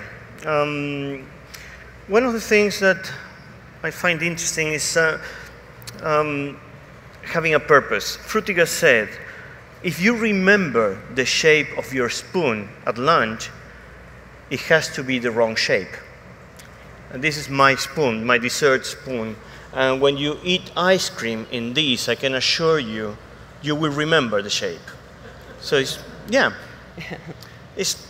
someone had the brilliant idea of making a mix between a knife and a spoon and put it together in the same object. And that didn't work so well. And the same really goes for fonts. So quality fonts are usually built with a purpose in mind. And they will display certain kind of features for that particular purpose. So for example, our actually pretty much first collaborative typeface, Carmina, 14, okay. 12 years ago. 12 years ago.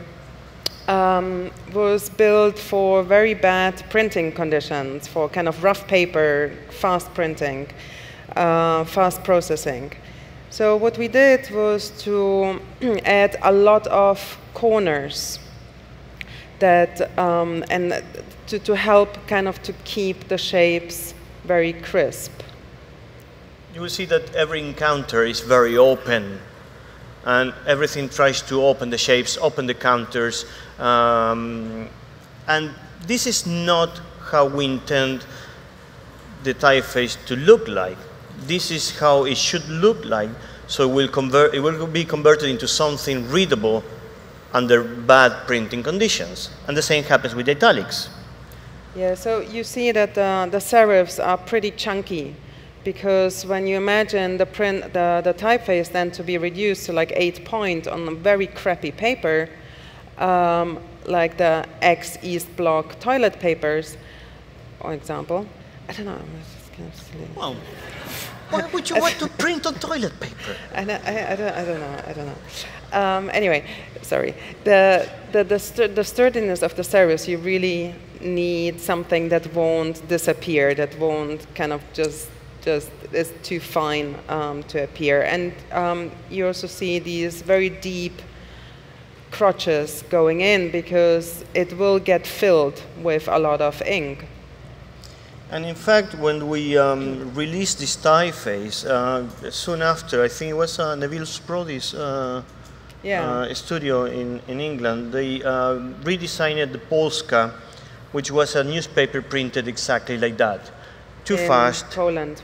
Too much ink, very bad paper quality. And as you can see, actually it happens. these big ink traps, they get filled in. And basically, what we accomplish by putting all these corners there is keeping the image crisp in the print.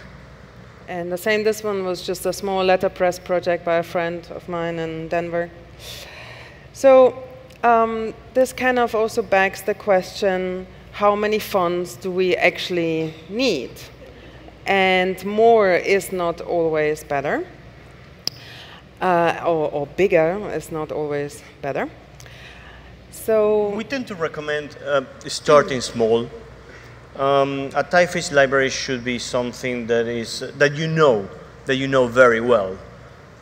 You should know pretty much every typeface that you have. You have to have used it before, and so on. So we think it's really more effective to go with quality. Yeah.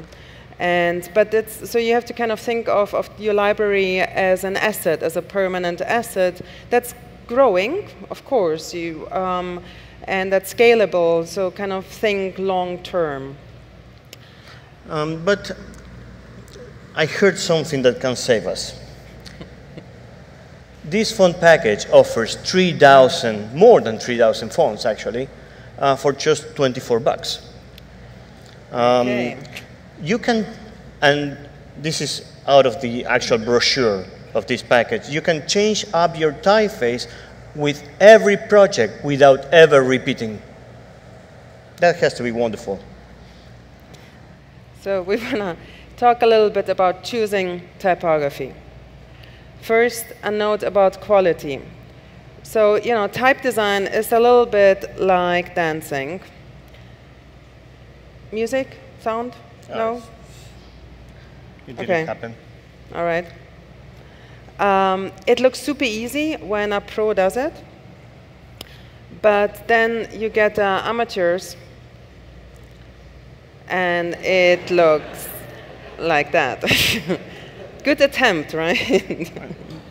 Vic, I know what you mean. I mean, probably these typefaces, the 3,000 typefaces, they are not that professional, but again, you can speak to the goal because they have international characters. What the heck are international characters? I don't know, but it says so in the brochure. And listen to this. You have font families with several styles ranging from regular to bold. That has to be good. That's super, but no. No, it's not happening. Not happening. Okay, so we kind of have this, let's say, 4-layer system to help narrowing down the choice. Because, of course, now even more than ever, there's a sea of typefaces, and even us, or me, type designers, get very tired looking through just rows and rows of fonts. Yeah. The first layer that we recommend is looking at the purpose, of course, as we already mentioned, and to the role of the typeface. This means asking the right questions, like which kind of characters you need, which languages you're going to support. Well, what kind of reading is it? Is it fragmented reading? Is it continuous reading? So is it for a novel? Or is it a dictionary? Is it just for kind of a headline? Bear into consideration that we're not talking about the aesthetics. We're not talking about how the font looks like, but what about the font is supposed to do here. And then, of course, you also have all the technical requirements that come with it, So where will this type family actually be used? Is it going to be, like today, it's very often the case, digital? Or is it what kind of paper, what kind of rendering engines, and so on? Aesthetics is only the third step that we recommend taking into consideration. So we have seen how the font is going to be used and what for. We have seen how the font is going to be rendered, whether it is printed or on a screen. And the third one is aesthetics. And here, it is important that it's appropriate for the contents and that it works well with the rest of the fonts and the rest of the images in the application. So that kind of, you imagine to ask, how loud is the face? Yeah? What kind of mood am I transporting with this? What do I want to achieve for the reader, the user to experience?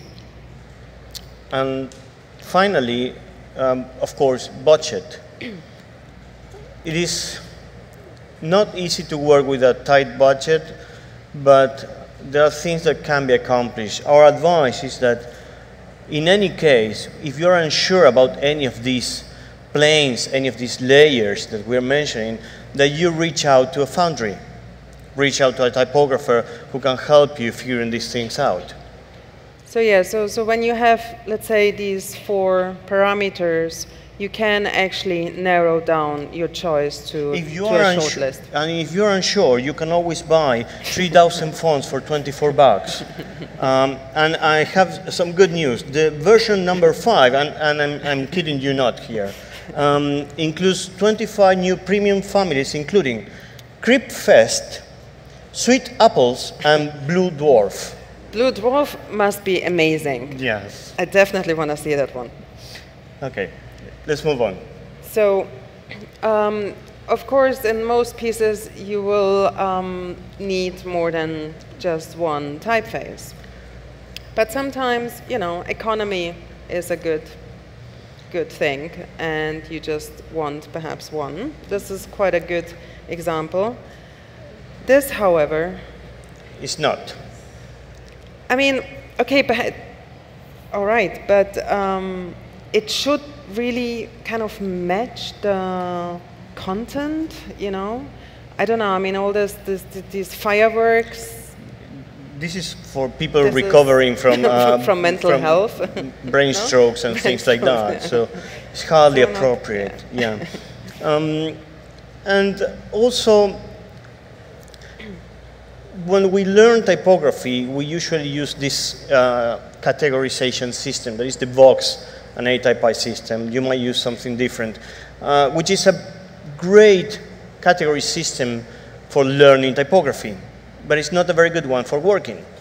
So when you have your library and you separate things into workable chunks, it is important that you find a system that works for you. That might not be this one. So kind of one of the useful things we recommend is to detect if the type has a mechanic or an organic feel. So you have here on the top the let's say what we call organic, which would have a manual, a calligraphic feel to it. And at the bottom is mechanic, which basically means more machine-made, less handmade. And the same kind of argument can be applied to the sans serif. You can still see the more humanist sans showing this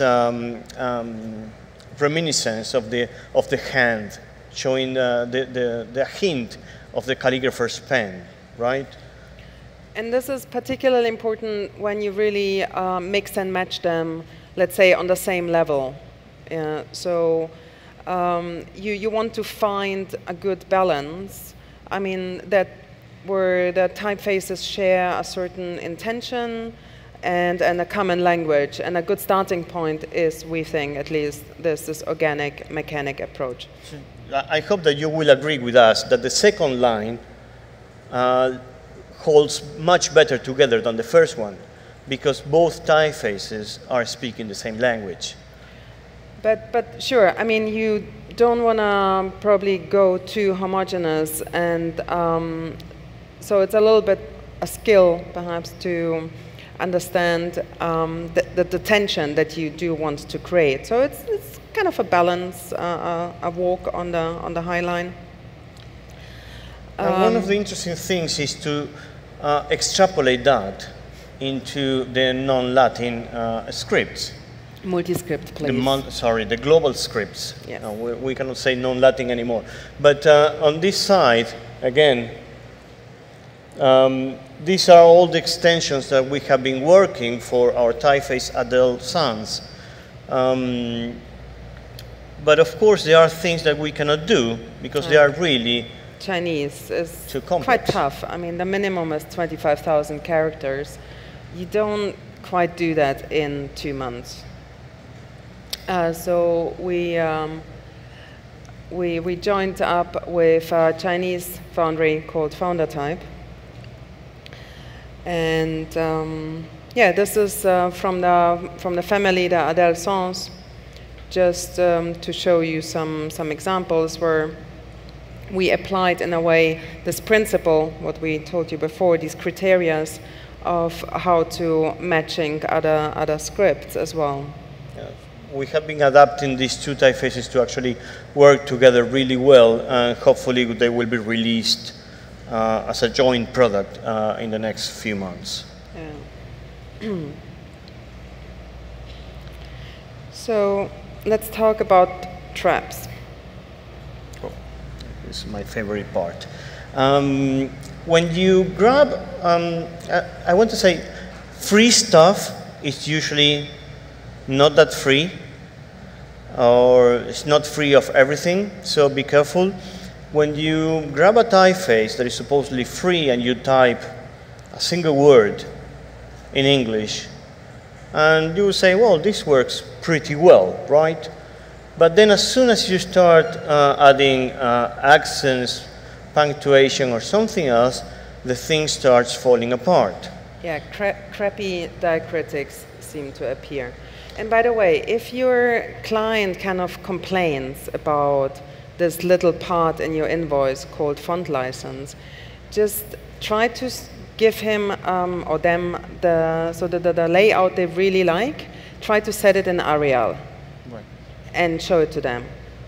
Might work, you know, might convince them.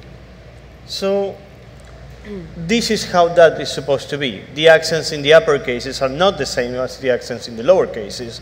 The caron is in line with that ascender, or at least high enough. It has an appropriate shape and not a comma shape. The space between the two L's and the middle dot in the geminal L is the same space on both sides. The slash is actually on the center of the L. These kind of things are important for native speakers of those languages. And yeah, spacing, kerning, that's all I have to say about this slide. It's important. But also an issue of trends. This is what the future was going to look like when we look at it from 1994. And now this looks like 1994. There you have it.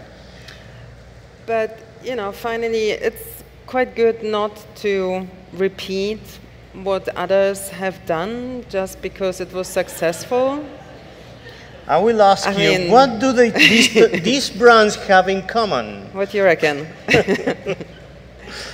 So, you know, try perhaps to get out of the comfort zone. I know we are all very uncomfortable perhaps at a certain point when we step over the threshold, but actually something really great can happen just also by accident, by really letting yourself be drawn out of the comfort. So to kind of sum up, the library, we think, is a tool, is a very important tool that definitely should never hamper your creativity, and but it should not be limited by its boundaries. And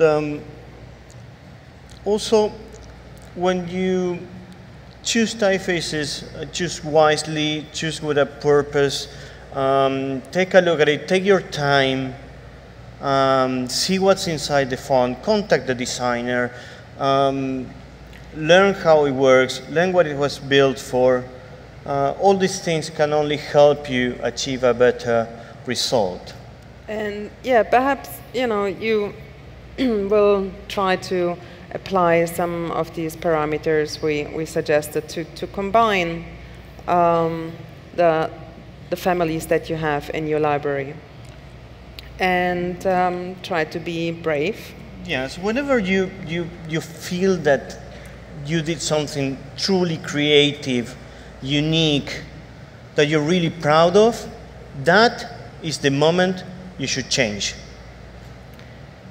So we have an idea. Contact the type designer. Come and talk to us. You know, we think that we should tape these 3 parts back together and start talking to each other, and so we can really take full advantage of all this talent. Yes, and the built expertise among the years, around the years. So yes. So we think key collaboration is a key for us, has been since the beginning, and we would love to talk to more of you and help do some great projects. Thank you. Okay, I guess that's it. Thank you.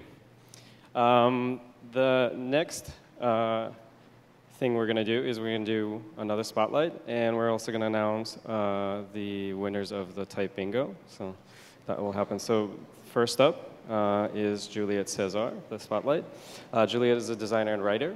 She is also the assistant professor of communication design at Parsons. She's also the former director of the BFA programs at Parsons, and she was a speaker here on the stage in 2016. So I'll turn it over to Juliet. Thank you. Hi, everyone. Okay, so Sasha told me that I could talk about anything, so I'm actually going to go with the form of weird pricing proposal. After the last 2 days, if you're like me, you're so itching to be doing things and like go and just do amazing creative projects and lots of them.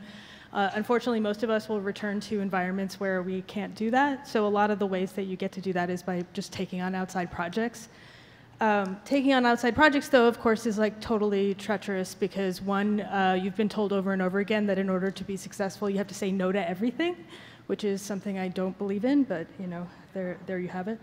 And then the second part is, you know, I don't believe in working for free, but you know, your neighbor or your cousin or whoever always has kind of a good design problem, and it's really weird to not to say no to all of it. And also, Fiverr has their ear more than you do. So my proposal is this. So take on those projects, but instead of charging for the work, charge for the time in emails, phone calls, and meetings. And so this way, and charge 4 times as much. So this way, if the spirit strikes you to stay up all night and work on something that just totally strikes you and that you want to do, that's on you and you know it's for you.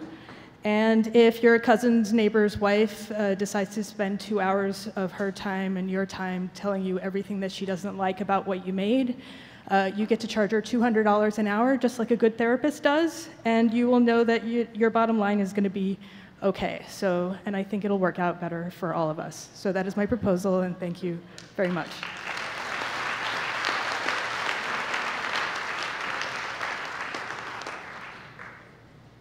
Hi, I'm Beth, and I'm super excited to announce the winners of Type Hunt Bingo. If you haven't been following along on Instagram, check out #TypeHuntBingo. So I just have the Instagram names. So Jerry and the Jets, Barb's GP, and David Jr. Short. If you just want to meet me over there after the speaker roundup and collect your prize from Monotype, who we all thank. And it's so fun seeing the pictures you guys took. So thanks so much for playing.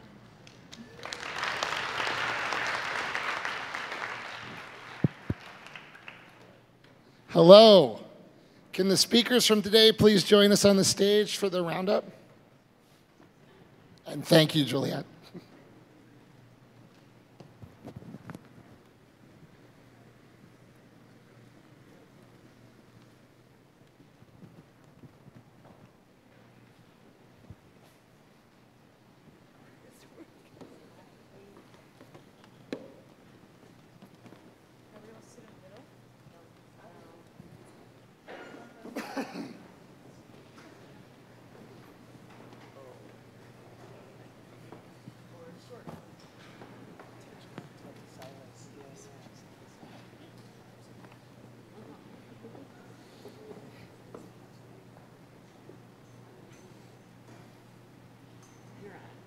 I'm on?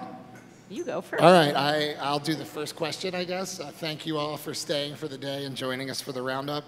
My first question is for Teddy. How do you feel about the skip opening titles button on Netflix? Oh, I'm fine with it. I only like to watch the titles if I like the titles. If I think they're not well done or if I get tired of them, I have no problem skipping them, and I don't think anyone else should either. No reason to dictate people's watching habits. Okay. Does it signal anything about the future of titles? I mean, in my talk, I talked a lot about the titles I do, which are often over the picture or at the end. If they're at the end, you just have to kind of get used to the idea that people are going to be leaving anyway. If they're over picture, they have to watch them because the movie's happening, so you're going to miss the story. Do they signify something for the future of titles? I don't think so, because I think right now we're kind of in a heyday of TV title design. I think people more than ever realize how titles can become memes, like with Stranger Things, and I think people are spending money on it. Netflix is spending money on it, even with that button there, so I don't see it going away anytime soon. Thanks.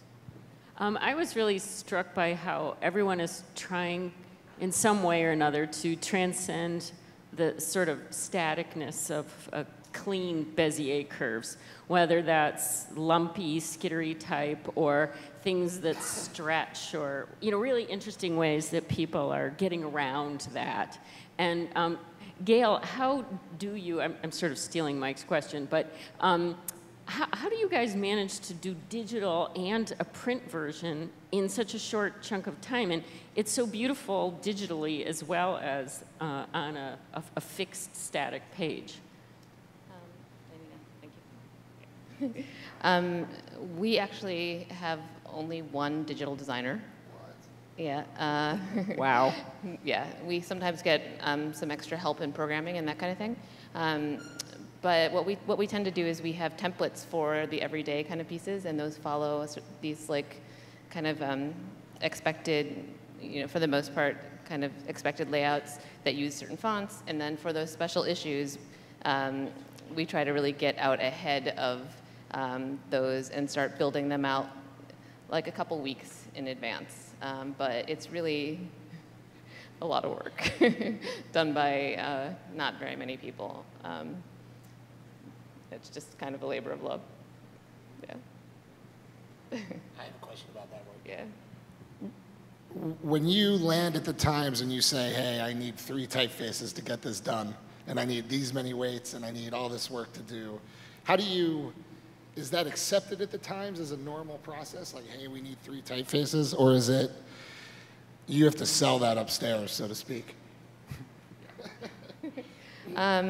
Actually, my budget comes from the art department. So the person that I had to sell it to was the chief creative officer of the Times, who understands that the thing that we make is an incredibly visual product. And I actually got no pushback on it. Oh, great. Wow. So, yeah. Anybody who has a question, do you have a question? I don't think this is on. Oh, it's on now. Okay. All right, we're good. Hi. So I'm really interested in asking you guys about what your biggest type pet peeves are in regards to, I feel like all of you guys were talking about how to make typography work for you insofar as creating a very believable and persuasive universe, right? Be it for like a movie sequence title, or even thinking about W.E.B. Du Bois and him trying to persuade people about his mission. But what are personal aesthetics or like pet peeves that you think sort of are like aesthetics that sort of deny credibility for you? Like maybe it's a drop shadow, or maybe it's just like a bunch of repeating shapes. Sure. Do you have a pet peeve? Do I have a pet peeve? I would imagine some of my pet peeves are, you would probably share any of those with me, manipulation of type without really respect to everything that goes into creating a typeface. But I would imagine most people, once they become a little savvy, they understand that there are limits to the manipulation of type. As far as sometimes anachronistic type that's used in settings where you're, to get to your point, I think you mentioned about authenticity or typography that's convincing. Sometimes when type is used anachronistically, I don't get too bugged about that, like some others who will nail down dates, like a typeface used in a film, and this, the film is set in the 50s, but this typeface didn't exist until 10 years later or something. I think if it fits the mood and doesn't stand out too much, I don't get too bugged by that. But I don't know. I would imagine that I share many of the pet peeves that other typographers and typeface designers, see abuses of type in pretty common ways. I think a pet peeve of mine is if it's boring. We have such a diversity of different typographic faces, typographic expression, like you saw in all the presentations today and yesterday. So when a graphic designer uses something that's very pedestrian or kind of repetitive, there's so many options out in the world typographically. Why go for the defaults? Like the presentation about the web fonts, I was like, oh my gosh, we keep going for Georgia and Arial. It's such a snooze fest when we have so many choices, right? Well, can I extend that to Amy Lee? What bugs you about, what are your pet peeves about maps? That's a good question. Let's see. I guess I don't like it when maps don't have any personality. And it's interesting, I mean, traditionally cartographers focus on data and information. And that's very important, but I like to see a little bit of personality. So that can be personality in a typeface, that can be personality in texture, that can be some sort of a focus. But if you open up a map or if you land on an application that just kind of has you all the way zoomed out to the globe and doesn't give you any context, that really is a pet peeve for me. Mine is just when people use Helvetica. That's it.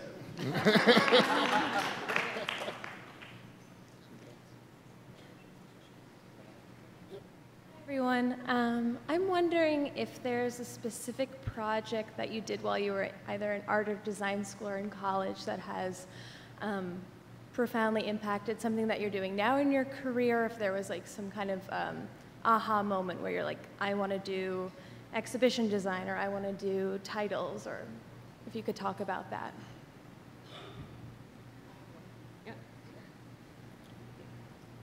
Whoa, okay, now I'm very loud. So I went to Pratt. I graduated in 2005. And at that time, the master's program gave us a lot of freedom to basically do whatever the hell we wanted, which for some of the students was a bit of a nightmare, and for others it was great. So for me, it was great because I did a personal project at the time that dealt with the year 2030.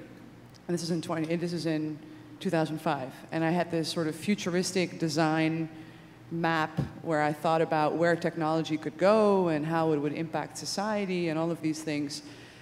And throughout my career, past that point, doing work that was really more about my own interests, so not just stuff that was for the client, but things that I'm personally interested in, was something that I kept doing throughout that time. And even now with the project we showed, the 2030 project, one of the reasons why we settled on the year 2030, which is kind of a secret, is because I was like, wow, it would be great to have a follow-up project to the student project I did in 2005. That's also about the year 2030.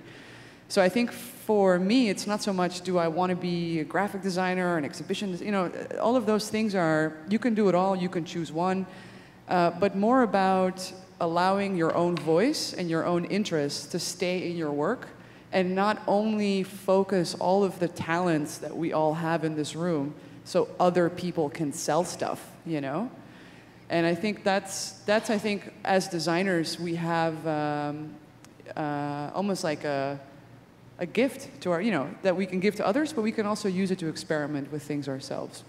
I don't know if that answers your question, but that was, for me, a big moment, a big aha moment. I have one. So before I went to graduate school, I was working in the web, and people who work in the web know that at times it can feel repetitive. It can feel like you're making the same thing in a different color or with different logos. And when I went to grad school, when I went to MICA, I decided I wasn't going to do web anymore. I was going to do printmaking, letterpress. I didn't want to do anything with the web. And then I took a class where I started to experiment with the Arduino and processing and physical computing, and I fell back in love with programming. And now I work at a software company.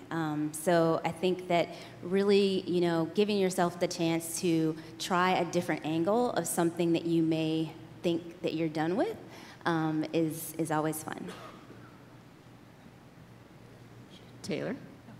I didn't have any aha moments until really late in my career, and I think that's okay. Like, I basically I wanted to be like a painter or printmaker, and I had to pay my way through school, and then I realized that, like, I don't want to wait tables for 10 years to try and have a fine art career, so I started taking graphic design classes, which is a kind of practical move, but I wanted to be I wanted to be close to fine art, so I started designing books that were for museums, and I eventually started my own company, and then didn't really realized I don't like to work for myself, and I like to collaborate, and eventually kind of got a job at the Times and wondered, would I like this? Like, it's, I don't get to pick the fonts, the format doesn't change, I don't get to do any special production techniques. But, as I worked there, I was very interested in the fact that it was this great institution, but there were things that I discovered while I was there, like the idea of, when I worked with art books, I was working with the artist's art, and working at the Times meant that I got to make a lot of the art and collaborate with all these people whose work I loved, and it kind of, for a very long time, I actually thought I was going to go back to school and be a fine artist, and at some point I realized, no, I actually really love what I do, but it just took a really long time, and I feel like a lot of people, the whole time though, I followed things that I was interested in, and opportunities that I had. I was lucky enough to have some pretty good opportunities, but I never had any kind of real moment until I realized I just was doing something that I loved already.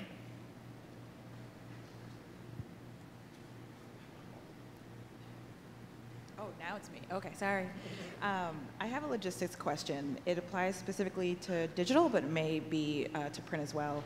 When you're designing for cross-platform websites, what exactly do you initially start with? Just because desktop was the original, what everyone viewed a website on, but has there been a shift to people are now viewing websites more and more on mobile devices or tablets? Who is your primary audience when you're designing a website currently?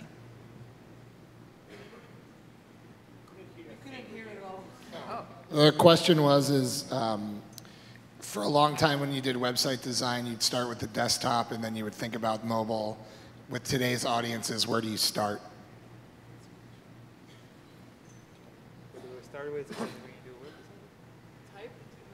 Was it specific to type or to just how we start? General layout, and I assume typography would be part of that. So when we start doing digital projects, the first thing we figure out is framework. We don't focus on typography, we don't focus on color or layout. We focus on how user would navigate through entire experience. And when we started earlier our careers, we've been doing, there's a nav, you click on a page, it reloads, it just shows you another page. And over time, building the house first. Yeah, and over time we figured out that before we even start designing, we have to figure out how user would navigate through entire experience without any interruptions, like without just reloading the page 1 to page 2. And there was a time when, for 2 years, we only worked with newspapers in the US. We'd redesigned USA Today. In 2010, I think Wolf Ollens was doing the brand, and we were doing all the digital experience. And then for us, that was a big moment when we figured out, okay, in order to build such a big project as a newspaper, first you have to focus on experience. And only then, when you know that, you start figuring out the layout, you set up the type, you put color, but we don't do it until the framework is there, and we have an understanding of how it will work. I would add to that just that so with maps, like very specific, but with maps, we have kind of like two different use cases. Like if someone is using a map on desktop, a lot of times they're actually exploring the map, or they're trying to look at data from a logistics maybe and find out how to save money for their trucks or what have you. And then when someone's using it in mobile, then they're probably like trying to navigate somewhere. And also we have to think about the context as well. Someone might be on a bike outside in a sunny setting, you know, or someone might be in a car dealing with like the screen navigation there. So it really is a lot about data and context and kind of like what do you want to show, and kind of almost curating the experience to the user. Hello. The other week I received an email from a company that had launched a software where you could basically customize a typeface by pulling different toggle bars, by making it extended or condensed. How do you see such an ancient craft in the fast-moving digital world in the future? Like, what impact will it have, good and bad, I guess?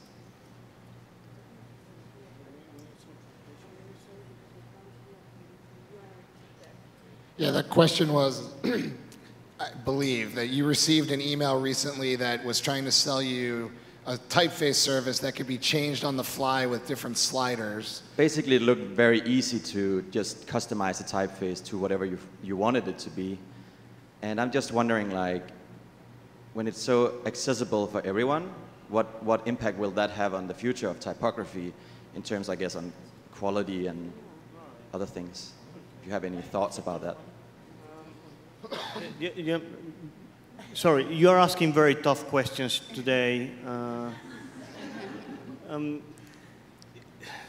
mean, I don't think there is one answer. I mean, we can give you what we think about this. In theory, the new variable fonts would allow this hyper customization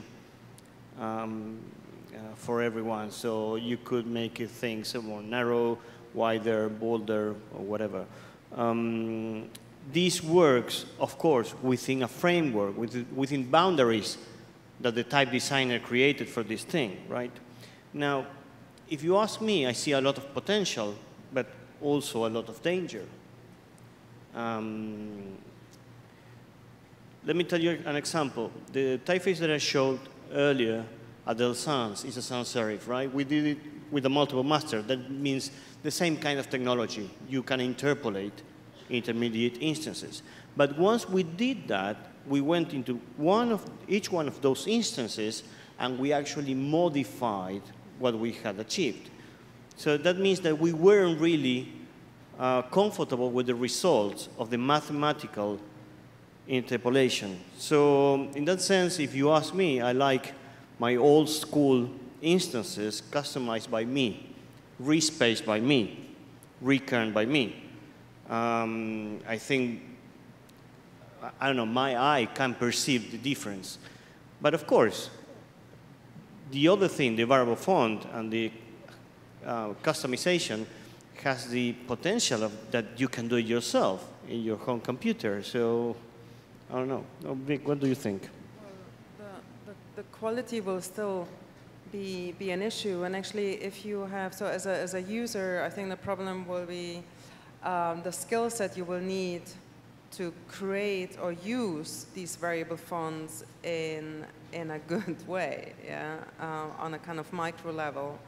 So, I mean, the multiple master technology has been around for a long time, and Adobe back in the 90s sort of threw it out for the user, and it never caught on because people were like kind of, okay, how can I use this?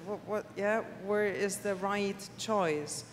And so I don't think that, let's say, a very unskilled normal person, so without a design background, will start using variable fonts and sliding up and down and just selecting an instance somewhere. Can I add a bit to the question? Can I? What about like machine learning? Do you imagine that having any impact? You mean like AI doing typefaces? Yeah, I mean, if you have done a weight or two, will it then be able to create the rest for you? Well, once you try to create a text typeface, you will realize that there's way more to it than a machine can actually do, because nothing is done or appears the way you perhaps perceive it. There are so many optical tricks you need to apply. And I mean, sure, machine-made, yeah, of course, a robot can perhaps carve a letter, but is that going to have the quality of a human? I don't know. Perhaps in 100 years. Sorry, I will add the last thing, and then I throw the mic that way. I was originally a graphic designer. When I started my type design course, one of the things that I had to unlearn is how to use guidelines. Graphic designers, we like grids, we like to align things. But then, for type design, you really don't do that. You need to learn how to trust your eyes. And there is no machine that will be able to do that, not properly, in my own view. Thank you. I think as soon as you say you won't be replaced by robots, you'll be replaced by robots. I think in 10 years' time, maybe machine learning will make a big effect, maybe less. I'm afraid of it myself. I think it's going to replace the junior designer market completely, but that's a whole other topic. I do want to add one thing to this question of yours. Of course, this is a question none of us really like to answer. But last year in Holland, they created a Rembrandt from scratch through machine learning that actual, like, people that work in museums that go and figure out whether or not things are a forgery, and, like, you know, we're like, we can tell, but it's very close. So I do think that I'm not, you know, I'm more of a utopia, you know, I believe in sort of a tech utopia. So if we do get to a point where machines can create typefaces or reproduce Rembrandts or whatever it is that they might be doing, great, I'm all for it. I think we will not be out of a job either way because someone has to create those programs, right? So the role of the designer might change, but I'm not afraid of sort of the robots taking over. I think that's, I'm ready for it. Bring them on. I kind of wish Ellen was here because her talk about us being ocular dependent, I think, is part of this, because that whole idea of like machine learning and translating text into audio and other media, I think, is part of this whole discussion of automation. Like, we tend to be very much about the visual matter, but we're getting communication and all these other modalities. But of course, wouldn't you rather listen to a voice than a machine voice, you know? I mean, they will get to a point where they're pretty sophisticated, but still. I don't want to listen to Siri read me War and Peace. Thank you.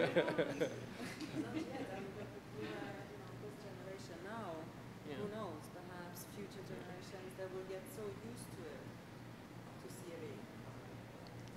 Are there any other questions? Hi. My question's mainly for Gail, but I guess anyone can answer it. So a lot of times, like, photography and art inform what type of type you're going to end up using on a sort of collaborative project like a magazine or a movie or whatever. That combines a lot of different types of art and types of photography that often inform different types of type. How do you sort of curate around packaging a lot of different types of art under the umbrella of like one consistent typeface, or vice versa? Like, do you curate the photos and the art first and then find the type, or do you kind of like do the reverse?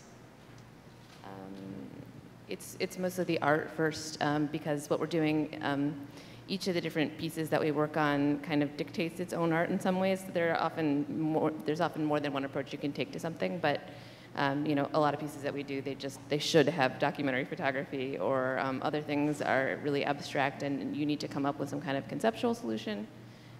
So what we tend to do, I mean, this is what we tend to do is look at each individual story and try and figure out what the best art solution is for it, and then try and come up with a type solution for that. But with the special issues that we do, sometimes we will come up with a way to package the whole issue that like uses all the same art, or sometimes like we'll have one illustrator do the entire thing. Sometimes when it's super, and that's like a way to bring it together. Sometimes when it's super disparate, we actually decide to use like a very aggressive type treatment that kind of becomes the identity for the thing, and pulls it all together. So it really is like very individualized and based on the content. Yes? Okay. Hi, my question is, what is one thing that you wish you learned in a school but you didn't learn and you think that is essential for you to do your work? Like something that you wish they taught you but you didn't learn it there. And you had to use it in your daily basis. The business of design? Yeah. Right? How to make an invoice, how much to charge, how to have a tough conversation with a client, when to bring in a lawyer, when you need a lawyer, how to not get ripped off. Like all the things that you actually need to be a working designer, they don't teach you that in school. And I think that's insane. Yeah. Thank you. Agreed.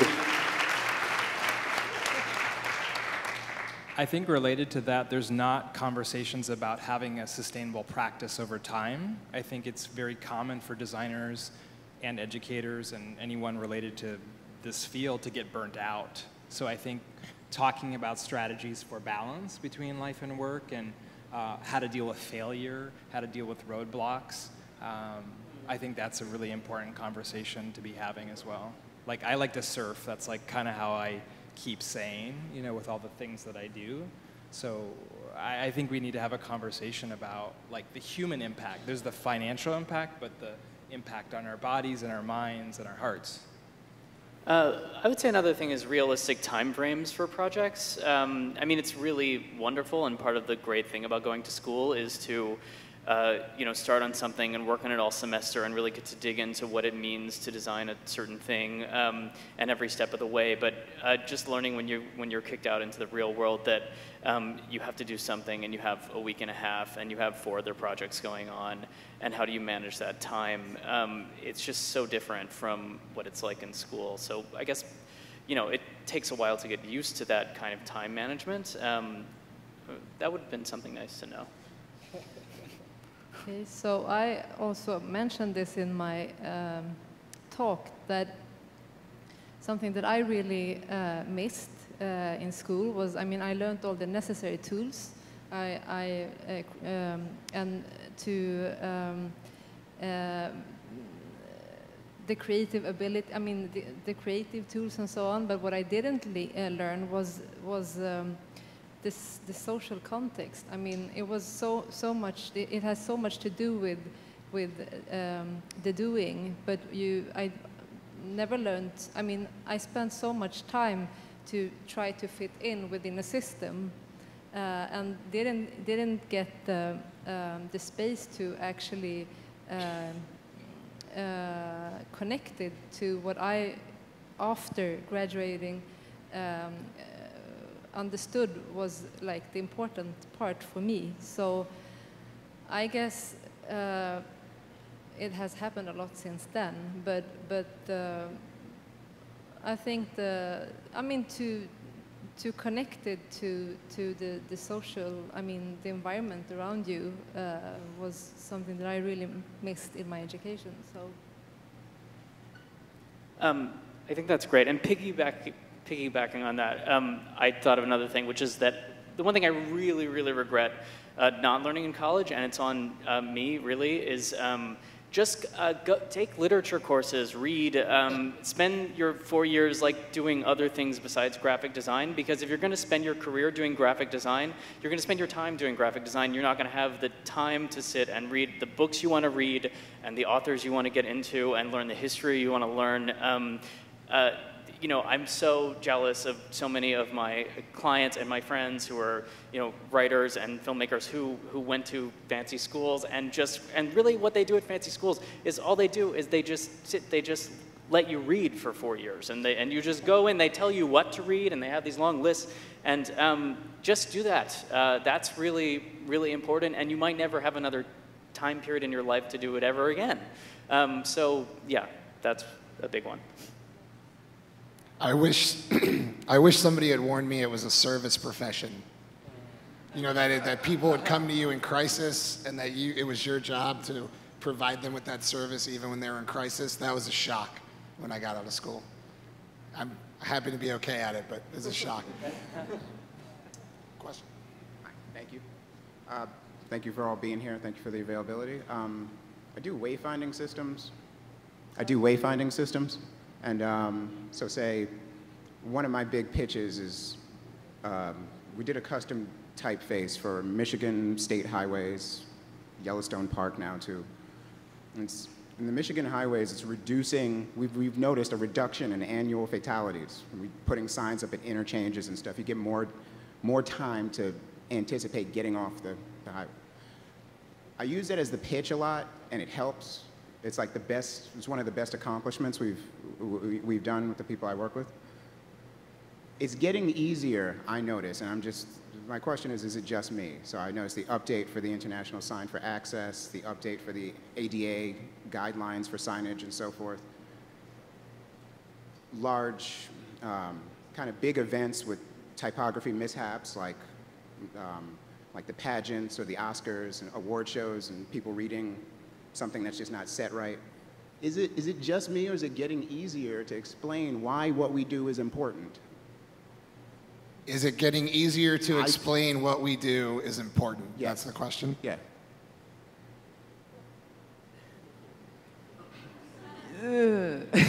Yes and no. No? No. Yes and no. We can't even say it ourselves. I mean, at least as regards of type design, I think there has been a change in a general perception of general audience or public that there is such thing as a typeface, a font, and it's not done by a machine. It's not just spewed out of the computer. That definitely has become, at least, I mean, for us as a type designer, it's a bit easier. So I don't get so much the question anymore. What is it? What type design? What topography? Is it topography or what is it? What's type? What is type? Yeah. So that, yes. I don't know if that was exactly your question. Probably not. But I'm noticing that too. I don't have to explain so much the importance, or as you said, explain what the font license charge and why that's, you know. Thank you. Thank you. Yep. Let's thank all of our speakers for joining us tonight.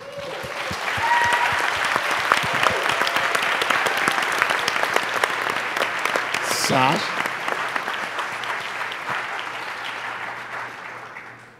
All right.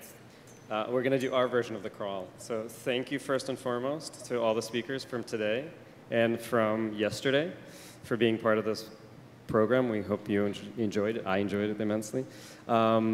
We also need to thank the wonderful sponsors, the Platinum sponsors, and their representatives who are here. Thank you very much. Adobe Typekit, Fonts, Heffler & Co., sorry, A2A Solutions, Type Network, the silver sponsors, Commercial Type, Google, and Village.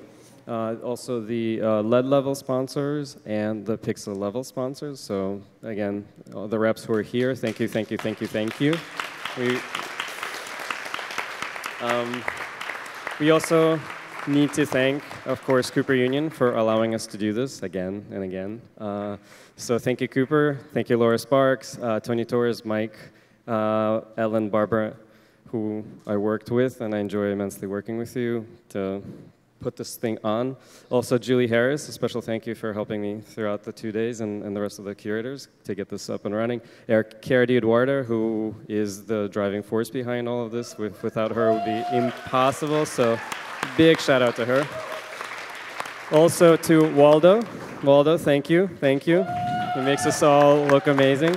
Thank Thank you. Simone for managing everything, especially with the volunteers. Laura, Kimberly, CityView, the wonderful folks in CityView who are working all the way in the back and made this all look great. And of course, the Cooper Union Building the Grounds crew who have done immense jobs. So thanks to them. We have an amazing design team that made all this cool stuff. So this is all of them. So Jonathan Katav, Mia Kwan, Mindy Lang, Kelsey Mitchell, Gabriel Rodriguez-Fuller, Mark Rossi, Alex Tomlinson, Ryan Yale, Richard Yee, and the production staff, Jeff Weissman from JAD Digital, Mark Strickler and Justin Strickler from Trilon, ATA Studio Solutions, and our lovely Cooper Media Lab. So thank you so much for making this look nice. And also the crew who have worked tirelessly to put this on. The exhibition across the street, everything here, basically everything. This is the people who are here, so we want to extend a huge thank you to them. So Pietro Cavalcanti Prada, Eric Goins, Jonathan Katav, Jonathan Katzelnik, Mia Kwan, Mia Lockhart, Kelsey Mitchell, Sarah Phillips, Gabe Rodriguez-Fuller, Alex Tomlinson, Jamie Tortorelli, Christian Vargas, Jason Wallace, Richard Yee. You'll see same names. We do a lot of things with a very small crew, so again, thank you. And of course, the amazing, amazing crew of volunteers who, without them, this would be impossible. So huge thank you to everyone here. So, and of course, thank you for being part of this. It was wonderful to spend a couple of days with you. We hope you enjoyed it. Enjoy the rest of your time. Thank you, and see you next year.